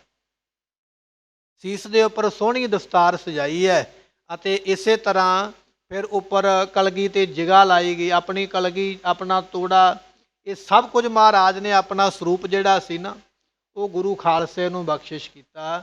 ਮਹਾਰਾਜ ਜੀਆਂ ਦੇ ਬਚਨ ਆਪਾਂ ਪੜ੍ਹਦੇ ਆ ਨਾ ਕਿ ਸਤਿਗੁਰੂ ਪਾਤਸ਼ਾਹ ਗੁਰੂ ਗੋਬਿੰਦ ਸਿੰਘ ਮਹਾਰਾਜ ਜੀ ਸਰਬੰਸਦਾਨੀ ਨੇ। ਗੁਰਮੁਖੋ ਸਰਬੰਸਦਾਨੀ ਉਹਨੂੰ ਕਿਹਾ ਜਾਂਦਾ ਹੈ ਜਦੋਂ ਸਮਾਂ ਪਿਆ ਆਪਣੇ ਪਿਤਾ ਦੀ ਸ਼ਹੀਦੀ ਦਿੱਤੀ ਹੈ, ਸਮਾਂ ਪਿਆ ਆਪਣੇ ਪੁੱਤਰਾਂ ਦੀ ਸ਼ਹੀਦੀ ਦਿੱਤੀ ਹੈ, ਸਮਾਂ ਪਿਆ ਆਪਣੀ ਮਾਤਾ ਵੀ ਕੁਰਬਾਨ ਕਰ ਦਿੱਤੀ ਹੈ। ਸਰਬੰਸਦਾਨੀ ਉਹਨੂੰ ਕਿਹਾ ਜਾਂਦਾ ਜਿਹੜਾ ਆਪਣਾ ਸਾਰਾ ਕੁਝ ਹੀ ਵਾਰ ਦੇਵੇ, ਤੇ ਪਰਿਵਾਰ ਦੇ ਰੂਪ ਦੇ ਵਿੱਚ ਸਾਰਾ ਕੁਝ ਵਾਰਿਆ। ਅੱਜ ਮਹਾਰਾਜ ਜੀਆਂ ਨੇ ਆਪਣੇ ਖਾਲਸੇ ਨੂੰ ਆਪਣਾ ਸਰੂਪ ਹੀ ਦੇ ਦਿੱਤਾ, ਆਪਣੀਆਂ ਦਸਤਾਰਾਂ, ਆਪਣੀਆਂ ਪੁਸ਼ਾਕਾਂ, ਆਪਣੀ ਕਲਗੀ, ਸਾਰੇ ਬਸਤਰ, ਸਾਰੀਆਂ ਵਸਤੂਆਂ ਭੇਟਾ ਕਰਕੇ ਆਖਿਆ ਖਾਲਸਾ ਜੀ ਅੱਜ ਤੁਹਾਡੀਆਂ ਅਮਾਨਤਾਂ ਤੁਹਾਡੇ ਕੋਲ ਪਹੁੰਚੀਆਂ, ਅੱਜ ਤੁਸੀਂ ਮਾਲਕ ਹੋ ਇਹਨਾਂ ਚੀਜ਼ਾਂ ਦੇ, ਅੱਜ ਤੁਸੀਂ ਇਸ ਵਸਤੂ ਦੇ ਮਾਲਕ ਬਣ ਗਏ ਹੋ, ਅਸੀਂ ਆਪਣਾ ਸਾਰਾ ਕੁਝ ਹੀ ਆਪਣੇ ਖਾਲਸੇ ਨੂੰ ਭੇਟ ਕਰ ਦਿੱਤਾ। ਐਸੀ ਦਾਤ 10ਵੇਂ ਪਾਤਸ਼ਾਹ ਮਹਾਰਾਜ ਜੀਆਂ ਦੀ। ਐਸੇ ਗੁਰ ਕੋ ਬਲ ਬਲ ਜਾਈਐ ਆਪ ਮੁਕਤ ਮੋਹਿ ਤਾਰੈ। ਐਸੀ ਦਾਤ ਮਹਾਰਾਜ ਜੀਆਂ ਨੇ ਦਿੱਤੀ ਹੈ। ਵਿਦਵਾਨਾਂ ਨੇ ਭਾਈ ਸੰਤ ਸਿੰਘ ਦਾ ਵੀ ਇੱਥੇ ਨਾਮ ਲਿਖਿਆ ਵੀ ਉਹਨਾਂ ਨੂੰ ਮਹਾਰਾਜ ਨੇ ਇਹ ਤਾਜਪੋਸ਼ੀ ਕੀਤੀ ਹੈ। ਰੋ ਵਿਚਾਰ ਗੁਰਮੁਖੋ ਕਿਸੇ ਸਿੱਖ ਨੂੰ ਵੀ ਕੀਤੀ ਹੋਵੇ, ਪਰ ਕੀਤੀ ਖਾਲਸੇ ਨੂੰ ਹੀ ਹੈ। 5 ਸਿੱਖਾਂ ਨੂੰ ਖੜੇ ਕਰਕੇ ਮਹਾਰਾਜ ਨੇ ਇਹ ਆਪਣੇ ਪੰਥ ਨੂੰ ਦਾਤਾਂ ਉਸ ਵੇਲੇ ਦਿੱਤੀਆਂ। ਇਹ ਸਾਰਾ ਕੁਝ ਕਰਨ ਤੋਂ ਮਗਰੋਂ ਜਦੋਂ ਮਹਾਰਾਜ ਗੜੀ ਵਿੱਚੋਂ ਤੁਰਨ ਲੱਗੇ, ਭਾਈ ਸੰਗਤ ਸਿੰਘ ਨੇ ਬੇਨਤੀ ਕੀਤੀ ਮਹਾਰਾਜ ਸਾਡੇ ਵਾਸਤੇ ਕੀ ਹੁਕਮ ਹੈ ਅਤੇ ਨਾਲ ਜਾਣ ਦਾ ਕਿਹਨੂੰ ਕਿਹਨੂੰ ਆਪ ਜੀ ਹੁਕਮ ਫਰਮਾਉਂਦੇ ਪਏ। ਧੰਨ ਗੁਰੂ ਗੋਬਿੰਦ ਸਿੰਘ ਮਹਾਰਾਜ ਜੀ ਕਹਿਣ ਲੱਗੇ ਸਾਡੇ ਨਾਲ ਭਾਈ ਦਇਆ ਸਿੰਘ ਜੀ, ਭਾਈ ਧਰਮ ਸਿੰਘ ਜੀ ਨਾਲ ਜਾਣਗੇ ਔਰ ਤੀਜੇ ਸਿੱਖ ਸਾਡੇ ਨਾਲ ਭਾਈ ਮਾਨ ਸਿੰਘ ਜੀ ਜਾਣਗੇ। ਇਹ 3 ਸਿੱਖ ਸਾਡੇ ਨਾਲ ਅਸੀਂ ਲੈ ਕੇ ਜਾਵਾਂਗੇ ਗੜੀ ਦੇ ਵਿੱਚੋਂ। ਅਤੇ ਤਾਰੇ ਦੀ ਸੇਧ ਤੇ ਧਰੂ ਤਾਰਾ ਵਿਖਾਇਆ, ਉਹ ਸਾਹਮਣੇ ਤਾਰਾ ਆਕਾਸ਼ ਦੇ ਵਿੱਚ ਚਮਕਦਾ ਪਿਆ। ਜੰਗ ਦੇ ਮੈਦਾਨ ਵਿੱਚ ਪਤਾ ਨਹੀਂ ਕਿਹੋ ਜਿਹਾ ਰਾਹ ਕਿੱਧਰ ਨੂੰ ਮਿਲੇ, ਜੰਗ ਦੇ ਵਿੱਚੋਂ ਨਿਕਲ ਕੇ ਇਸ ਤਾਰੇ ਦੀ ਸੇਧ ਨੂੰ ਆਉਣਾ, ਆਪਾਂ ਮਿਲ ਜਾਵਾਂਗੇ। ਇਹ ਬਚਨ ਮਹਾਰਾਜ ਨੇ ਸਿੱਖਾਂ ਨੂੰ ਕੀਤੇ। ਭਾਈ ਸੰਗਤ ਸਿੰਘ ਨੂੰ ਬਚਨ ਇਹ ਕੀਤਾ, ਭਾਈ ਸੰਗਤ ਸਿੰਘ ਜੀ ਜਿੰਨੇ ਵੀ ਸਿੱਖ ਤੁਹਾਡੇ ਨਾਲ ਰਹਿਣੇ ਨੇ ਸਾਰਿਆਂ ਨੂੰ ਸਾਡਾ ਬਚਨ ਇਹ ਹੈ ਜਿੰਨਾ ਚਿਰ ਕੋਲ ਹਥਿਆਰ ਨੇ ਤੇ ਗੋਲੀ ਸਿੱਕਾ ਕੋਲ ਹੈ ਉਹਨਾਂ ਚਿਰ ਤੁਸੀਂ ਨਿਰਭੈਤਾ ਨਾਲ ਜੰਗ ਕਰਨੀ ਹੈ। ਜੰਗ ਕਰਦਿਆਂ ਹੋਇਆਂ ਸ਼ਹੀਦੀ ਪ੍ਰਾਪਤ ਕਰਨੀ ਹੈ, ਪਰ ਆਪਣੇ ਸ਼ਸਤਰ ਸੁੱਟ ਕੇ ਆਪਨ ਸਮਰਪਣ ਨਹੀਂ ਕਰਨਾ ਹੈ। ਇਹ ਬਚਨ ਮਹਾਰਾਜ ਸਾਹਿਬ ਜੀਆਂ ਨੇ ਰਹਿੰਦੇ ਹੋਏ ਸਿੱਖਾਂ ਨੂੰ ਬਖਸ਼ਿਸ਼ ਕੀਤੇ। ਇਹ ਸਾਰੀ ਆਗਿਆ ਦੇ ਕੇ ਫਿਰ ਮਹਾਰਾਜ ਜੀ ਉੱਚੀ ਆਵਾਜ਼ ਦੇ ਵਿੱਚ ਗਰਜ ਕੇ ਬੋਲੇ, ਕਹਿਣ ਲੱਗੇ ਜਿਹਨੇ ਸਾਨੂੰ ਪਕੜਨਾ ਹੈ, ਜਿਹਨੇ ਸਾਨੂੰ ਫੜਨਾ ਹੈ ਫੜ ਲਵੇ। ਹਿੰਦ ਦਾ ਪੀਰ ਔਰ ਸਿੱਖਾਂ ਦਾ ਗੁਰੂ ਜੰਗ ਮੈਦਾਨ ਵਿੱਚੋਂ ਜਾ ਰਿਹਾ ਹੈ। ਜੇ ਕਿਸੇ ਵਿੱਚ ਹਿੰਮਤ ਹੈ, ਕਿਸੇ ਵਿੱਚ ਬਲ ਹੈ, ਕੋਈ ਸਾਨੂੰ ਫੜਨਾ ਚਾਹੁੰਦਾ, ਸਾਨੂੰ ਰੋਕਣਾ ਚਾਹੁੰਦਾ ਤੇ ਰੋਕ ਸਕਦਾ ਹੈ। ਜਦੋਂ ਗਰਜਵੀਂ ਆਵਾਜ਼ ਦੇ ਵਿੱਚ ਉੱਚੀ ਦੇਣੇ ਬਚਨ ਮਹਾਰਾਜ ਨੇ ਬਖਸ਼ੇ ਤੇ ਕਹਿਣ ਲੱਗੇ ਉਸ ਵੇਲੇ ਇਹ ਜਿੰਨੀ ਫੌਜ ਗੁਰਮੁਖੋ ਘੇਰਾ ਪਾ ਕੇ ਬੈਠੀ ਹੈ ਨਾ, ਸਾਰੀ ਦੇ ਵਿੱਚ ਹੀ ਹਫੜਾ ਦਫੜੀ ਮੱਚ ਗਈ। ਇਸ ਤਰ੍ਹਾਂ ਲੱਗਾ ਜਿਵੇਂ ਮਹਾਰਾਜ ਮੇਰੇ ਕੋਲ ਖਲੋਤੇ ਨੇ, ਦੂਜੇ ਨੂੰ ਲੱਗਦਾ ਜਿਵੇਂ ਮੇਰੇ ਕੋਲ ਖਲੋਤੇ ਨੇ। ਆਪੋ ਆਪਣਾ ਬਚਾਅ ਕਰਨ ਵਾਸਤੇ ਹਨੇਰੀ ਰਾਤ ਇਹਨਾਂ ਨੇ ਆਪੋ ਆਪਣੇ ਸ਼ਸਤਰ ਚਲਾ ਦਿੱਤੇ ਇੱਕ ਦੂਜੇ ਦੇ ਵੱਲ। ਵਿਦਵਾਨ ਕਹਿੰਦੇ ਨੇ ਚਾਚੇ ਕੋਲੋਂ ਭਤੀਜਾ, ਭਤੀਜੇ ਕੋਲੋਂ ਚਾਚਾ, ਬਾਪ ਕੋਲੋਂ ਪੁੱਤਰ ਤੇ ਪੁੱਤਰ ਕੋਲੋਂ ਬਾਪ ਭੁਲੇਖੇ ਵਿੱਚ ਹੀ ਮਾਰਿਆ ਗਿਆ। ਇੰਨਾ ਡਰ ਸੀ ਵੀ ਮਹਾਰਾਜ ਹੀ ਮੇਰੇ ਕੋਲ ਆ ਗਿਆ। ਬੜੇ ਮੁਗਲ ਸਿਪਾਹੀ ਜਿਹੜੇ ਆਪਸ ਵਿੱਚ ਲੜ ਕੇ ਮਰ ਕੇ ਧਰਤੀ ਤੇ ਡਿੱਗ ਪਏ। ਉੱਚੀ ਆਵਾਜ਼ ਵਿੱਚ ਇਹ ਬਚਨ ਕਰਕੇ ਔਰ ਤਾੜੀ ਵਜਾ ਕੇ ਮਹਾਰਾਜ ਜੀ ਉੱਥੋਂ ਨਿਕਲੇ। ਗੁਰਦੁਆਰਾ ਤਾੜੀ ਸਾਹਿਬ ਚਮਕੌਰ ਸਾਹਿਬ ਦੀ ਧਰਤੀ ਤੇ ਬਣਿਆ ਹੋਇਆ, ਜਿਹੜਾ ਮਹਾਰਾਜ ਜੀਆਂ ਦੇ ਇਸ ਇਤਿਹਾਸ ਦੇ ਉੱਪਰ ਹੋਰ ਚਾਨਣਾ ਪਾਉਂਦਾ ਹੈ। ਇਸ ਤਰ੍ਹਾਂ ਮਹਾਰਾਜ ਜੀ ਨਿਕਲੇ, ਪੈਰਾਂ ਦੇ ਵਿੱਚ ਜੋੜਾ ਵੀ ਨਹੀਂ ਹੈ ਮਹਾਰਾਜ ਸਾਹਿਬ ਦੀਆਂ। ਸਤਿਗੁਰੂ ਪਾਤਸ਼ਾਹ ਜਦੋਂ ਤੁਰੇ ਜਾ ਰਹੇ, ਉਸ ਵੇਲੇ ਕਹਿਣ ਲੱਗੇ ਆਕਾਸ਼ ਦੇ ਵਿੱਚੋਂ ਬਿਜਲੀ ਚਮਕੀ ਹੈ। ਤੇ ਕਿਸੇ ਸਿੱਖ ਦਾ ਸਰੂਪ ਵੇਖ ਕੇ ਜਾਂ ਸਾਹਿਬਜ਼ਾਦਿਆਂ ਦਾ ਸਰੂਪ ਦੇਖ ਕੇ ਸਿੱਖਾਂ ਨੇ ਬੇਨਤੀ ਕੀਤੀ, ਮਹਾਰਾਜ ਹੁਕਮ ਹੋਵੇ ਇਹਨਾਂ ਉੱਪਰ ਕੱਪੜਾ ਹੀ ਪਾ ਦਈਏ, ਸਰੀਰ ਢੱਕ ਦਈਏ। ਸਤਿਗੁਰੂ ਬਚਨ ਸੁਣ ਕੇ ਨਾਂਹ ਦੇ ਵਿੱਚ ਸਿਰ ਹਿਲਾਇਆ, ਕਹਿਣ ਲੱਗੇ ਨਹੀਂ, ਅੱਜ ਅਸੀਂ ਆਪਣੇ ਪੁੱਤਰਾਂ ਦਾ ਸਰੀਰ ਢੱਕਾਂਗੇ ਤੇ ਸਿੱਖਾਂ ਦੇ ਸਰੀਰਾਂ ਨੰਗੇ ਰਹਿ ਜਾਣਗੇ। ਦੁਨੀਆ ਦੇ ਲੋਕਾਂ ਨੇ ਆਖਣਾ ਗੁਰੂ ਨੇ ਪੁੱਤਰਾਂ ਵਿੱਚ ਤੇ ਸਿੱਖਾਂ ਵਿੱਚ ਫਰਕ ਕੀਤਾ ਹੈ, ਅੱਧਿਆਂ ਦੇ ਸਰੀਰ ਢੱਕੇ, ਅੱਧਿਆਂ ਦੇ ਢੱਕੇ ਨਹੀਂ। ਜੇ ਦੂਜਿਆਂ ਦੇ ਸਰੀਰ ਵੀ ਢੱਕੇ ਨਹੀਂ ਗਏ ਤੇ ਇਹਨਾਂ ਦੇ ਵੀ ਰਹਿਣ ਦਿਓ, ਢੱਕਣ ਦੀ ਲੋੜ ਨਹੀਂ ਹੈ। ਐਸਾ ਬਚਨ ਕਰਕੇ ਨੰਗੇ ਚਰਣੀ ਮਹਾਰਾਜ ਤੁਰੇ ਤਾਂ ਕਿ ਸਾਡਾ ਜੋੜਾ ਜਿਹੜਾ ਕਿਸੇ ਸਿੱਖ ਦੇ ਕੇਸਾਂ ਨੂੰ ਨਾ ਲੱਗ ਜਾਵੇ। ਕਿੰਨਾ ਵੱਡਾ ਸਤਿਕਾਰ ਮਹਾਰਾਜ ਨੇ ਆਪਣੇ ਸਿੱਖ ਦੇ ਕੇਸਾਂ ਨੂੰ ਦਿੱਤਾ। ਤੇ ਗੁਰਮੁਖੋ ਉਹੀ ਸਾਡੇ ਕੇਸ ਨਾਈ ਦੀ ਦੁਕਾਨ ਦੇ ਸਾਹਮਣੇ ਰੁੜੇ ਹੁੰਦੇ, ਇੱਧਰ ਉੱਧਰ ਪੈਰਾਂ ਵਿੱਚ ਪਏ ਹੁੰਦੇ। ਸਾਨੂੰ ਲੱਜਾ ਨਹੀਂ ਆਉਂਦੀ ਹੈ, ਸ਼ਰਮ ਬਿਲਕੁਲ ਨਹੀਂ ਆਉਂਦੀ ਹੈ। ਜਿਸ ਗੁਰੂ ਨੇ ਏਡੀ ਵੱਡੀ ਕੁਰਬਾਨੀ ਕੀਤੀ, ਪਰਿਵਾਰ ਵਾਰ ਦਿੱਤਾ ਸਾਡੇ ਵਾਸਤੇ, ਔਰ ਸਾਡੇ ਕੇਸਾਂ ਦੇ ਨਾਲ ਕਿਤੇ ਜੋੜਾ ਨਾ ਲੱਗ ਜਾਵੇ, ਨੰਗੇ ਚਰਨੀ ਹੋ ਕੇ ਤੁਰਦੇ ਪਏ ਜੰਗ ਮੈਦਾਨ ਵਿੱਚੋਂ। ਇਹਨਾਂ ਕੇਸਾਂ ਦਾ ਸਤਿਕਾਰ ਔਰ ਏਡੀ ਵੱਡੀ ਬਖਸ਼ਿਸ਼, ਉਹਨਾਂ ਕੇਸਾਂ ਨੂੰ ਅਸੀਂ ਐਵੇਂ ਹੀ ਜਾ ਕੇ ਕਟਾ ਕੇ ਆਪਣੇ ਆਪ ਨੂੰ ਖਰਾਬ ਕਰਦੇ ਪਏ। ਜਾਂ ਸਾਡੇ ਘਰਾਂ ਦੇ ਵਿੱਚ ਵੀ ਕੇਸ ਇਸੇ ਤਰ੍ਹਾਂ ਪੈਰਾਂ ਵਿੱਚ ਰੁਲਦੇ ਪਏ, ਇੱਧਰ ਉੱਧਰ ਡਿੱਗਦੇ ਪਏ, ਅਸੀਂ ਸਾਂਭ ਸੰਭਾਲ ਨਹੀਂ ਕਰਦੇ। ਇਹ ਜਿਹੜੇ ਮੁਰਦਾ ਕੇਸ ਹੁੰਦੇ ਨਾ, ਕੰਘੇ ਨਾਲ ਸਰੀਰ ਵਿੱਚੋਂ ਬਾਹਰ ਆਉਂਦੇ, ਸਿਰ ਵਿੱਚੋਂ, ਇਹਨਾਂ ਦੇ ਵਾਸਤੇ ਵੀ ਕੱਪੜੇ ਦੀ ਗੁਸਲੀ ਬਣਾ ਕੇ ਉਹਦੇ ਵਿੱਚ ਕੇਸ ਪਾ ਕੇ ਉਹਨਾਂ ਕੇਸਾਂ ਦਾ ਸੰਸਕਾਰ ਕਰਿਆ ਕਰੋ। ਇਹ ਮਹਾਰਾਜ ਦੀ ਮੋਹਰ ਔਰ ਸਤਿਕਾਰਯੋਗ ਨੇ। ਰੋਹ ਵਿਚਾਰ ਮਹਾਰਾਜ ਸਾਹਿਬ ਜੀ ਇਸ ਤਰ੍ਹਾਂ ਜੰਗ ਮੈਦਾਨ ਵਿੱਚੋਂ ਨੰਗੇ ਚਰਣੀ ਤੁਰੇ। ਤੁਰਦਿਆਂ ਤੁਰਦਿਆਂ ਮਹਾਰਾਜ ਮਾਛੂਵਾੜੇ ਦੇ ਜੰਗਲ ਵਿੱਚ, ਮਾਛੀਵਾੜੇ ਦੇ ਜੰਗਲ ਵਿੱਚ ਪਹੁੰਚੇ। ਇੱਥੇ ਮਹਾਰਾਜ ਜੀਆਂ ਦੇ ਸਿੱਖ ਭਾਈ ਗੁਲਾਬਾ ਤੇ ਪੰਜਾਬਾ, ਉਹਨਾਂ ਦੇ ਖੂਹ ਦੇ ਨੇੜੇ ਜਾ ਕੇ ਮਹਾਰਾਜ ਜੀ ਪੱਥਰ ਆਪਣੇ ਸਿਰ ਦੇ ਥੱਲੇ ਰੱਖ ਕੇ, ਜਿਸ ਨੂੰ ਕਿਹਾ ਜਾਂਦਾ ਕਿ ਟਿੰਡ ਦਾ ਸਰਾਣਾ ਰੱਖਿਆ ਮਹਾਰਾਜ ਜੀਆਂ ਨੇ, ਇੱਕ ਵੱਡਾ ਭਾਰੀ ਪੱਥਰ ਉਹ ਰੱਖ ਕੇ ਆਪਣੇ ਸੀਸ ਦੇ ਥੱਲੇ, ਨਾ ਕੋਈ ਥੱਲੇ ਵਿਛਾਉਣ ਵਾਲੀ ਚਾਦਰ ਹੈ, ਨਾ ਕੋਈ ਕੱਪੜਾ, ਨੰਗੇ ਚਰਨ ਮਹਾਰਾਜ ਜੀਆਂ ਦੇ। ਇੱਕ ਨੰਗੀ ਤਲਵਾਰ ਕੋਲ ਪਈ ਹੋਈ ਹੈ, ਉਹ ਆਪਣੇ ਹੱਥ ਵਿੱਚ ਮਹਾਰਾਜ ਪਕੜ ਕੇ ਉੱਥੇ ਆਰਾਮ ਕਰਦੇ ਪਏ, ਨਾਲੇ ਗੁਣਗੁਣਾਉਂਦੇ ਪਏ ਆਪਣੇ ਮੁਖ ਦੇ ਵਿੱਚੋਂ ਬਚਨ, ਮਿੱਤਰ ਪਿਆਰੇ ਨੂੰ ਹਾਲ ਮੁਰੀਦਾਂ ਦਾ ਕਹਿਣਾ, ਤੁਧ ਬਿਨ ਰੋਗ ਰਜਾਈਆਂ ਦਾ ਓਢਣ, ਨਾਗ ਨਿਵਾਸਾਂ ਦੇ ਰਹਿਣਾ, ਸੂਲ ਸਰਾਹੀ ਖੰਜਰ ਪਿਆਲਾ, ਬਿੰਗ ਕਸਾਈਆਂ ਦਾ ਸਹਿਣਾ, ਯਾਰੜੇ ਦਾ ਸਾਨੂੰ ਸੱਥਰ ਚੰਗਾ, ਪੱਟ ਖੇੜਿਆਂ ਦਾ ਰਹਿਣਾ। ਇਸ ਤਰ੍ਹਾਂ ਇਹ ਜਿਹੜਾ ਸਾਨੂੰ ਅੱਜ ਦਿਨ ਪ੍ਰਾਪਤ ਹੁੰਦਾ ਪਿਆ, ਇਸ ਦਿਨ ਮਹਾਰਾਜ ਜੀ ਮਾਛੀਵਾੜੇ ਦੇ ਜੰਗਲ ਵਿੱਚ ਪਏ ਹੋਏ, ਅੰਮ੍ਰਿਤ ਵੇਲੇ ਦਾ ਸਮਾਂ। ਮਹਾਰਾਜ ਦੇ ਸਿੱਖ ਵੀ ਲੱਭਦਿਆਂ ਲੱਭਦਿਆਂ ਮਗਰ ਸਤਿਗੁਰਾਂ ਕੋਲ ਪਹੁੰਚ ਗਏ, ਪਰ ਮਹਾਰਾਜ ਦੇ ਪੈਰਾਂ ਵਿੱਚ ਗੁਰਮੁਖੋ ਛਾਲੇ ਹੋਏ ਹੋਏ, ਪੈਰ ਜ਼ਖਮੀ ਹੋ ਚੁੱਕੇ ਨੇ, ਪੈਰਾਂ ਵਿੱਚੋਂ ਖੂਨ ਵਗਦਾ ਪਿਆ, ਸਰੀਰ ਤੇ ਪਾਇਆ ਹੋਇਆ ਜਾਮਾ ਵੀ ਕੰਡਿਆਂ ਦੇ ਨਾਲ ਅੜ ਅੜ ਕੇ ਉਹ ਵੀ ਫਟਿਆ ਹੋਇਆ। ਮਹਾਰਾਜ ਦੇ ਹੱਥ ਦੀਆਂ ਉਂਗਲਾਂ ਵੀ ਸੁੱਜੀਆਂ ਹੋਈਆਂ, ਤੀਰ ਚਲਾ ਚਲਾ ਕੇ, ਸ਼ਸਤਰ ਚਲਾ ਚਲਾ ਕੇ। ਇਸ ਵੇਲੇ ਪੈਰਾਂ ਤੇ ਭਾਰ ਵੀ ਨਹੀਂ ਪਾਇਆ ਜਾ ਸਕਦਾ। ਮਹਾਰਾਜ ਦੇ ਸਿੱਖ ਵੀ ਮਗਰ ਪਹੁੰਚ ਗਏ, ਸਤਿਗੁਰਾਂ ਨੂੰ ਸਹਾਰਾ ਦਿੰਦੇ ਪਏ। ਇੱਧਰ ਜਿਹੜੇ ਗੜੀ ਦੇ ਵਿੱਚ ਮਗਰ ਸਿੱਖ ਬਚ ਗਏ, ਜਿੰਨਾ ਚਿਰ ਇਹਨਾਂ ਵਿੱਚ ਹਿੰਮਤ, ਬਲ, ਸ਼ਸਤਰ ਸਨ, ਗੋਲੀ ਬਰੂਦ ਕੋਲ ਹੈ, ਉਹਨਾਂ ਚਿਰ ਲੜਦੇ ਰਹੇ। ਔਰ ਲੜਦਿਆਂ ਲੜਦਿਆਂ ਅੱਜ ਦੇ ਦਿਨ ਉਹ ਸਿੱਖ ਗੜ੍ਹੀ ਦੇ ਵਿੱਚ ਰਹਿਣ ਵਾਲੇ ਵੀ ਸ਼ਹੀਦੀ ਪ੍ਰਾਪਤ ਕਰ ਗਏ ਔਰ ਭਾਈ ਸੰਗਤ ਸਿੰਘ ਵਰਗੇ ਉਹ ਵੀ ਸ਼ਹੀਦੀ ਨੂੰ ਪ੍ਰਾਪਤ ਹੋ ਗਏ। ਦੁਸ਼ਮਣ ਦੇ ਮਨ ਵਿੱਚ ਭੁਲੇਖਾ ਪੈ ਗਿਆ ਵੀ ਅਸੀਂ 10ਵੇਂ ਪਾਤਸ਼ਾਹ ਨੂੰ ਸ਼ਹੀਦ ਕਰ ਲਿਆ ਹੈ, ਪਰ ਬਾਅਦ ਵਿੱਚ ਸਨਾਖਤ ਹੋਈ ਤੇ ਪਤਾ ਲੱਗਾ ਨਹੀਂ, ਇਹ ਮਹਾਰਾਜ ਨਹੀਂ, ਇਹ ਤੇ ਮਹਾਰਾਜ ਵਰਗਾ ਕੋਈ ਹੋਰ ਸਿੱਖ ਹੈ।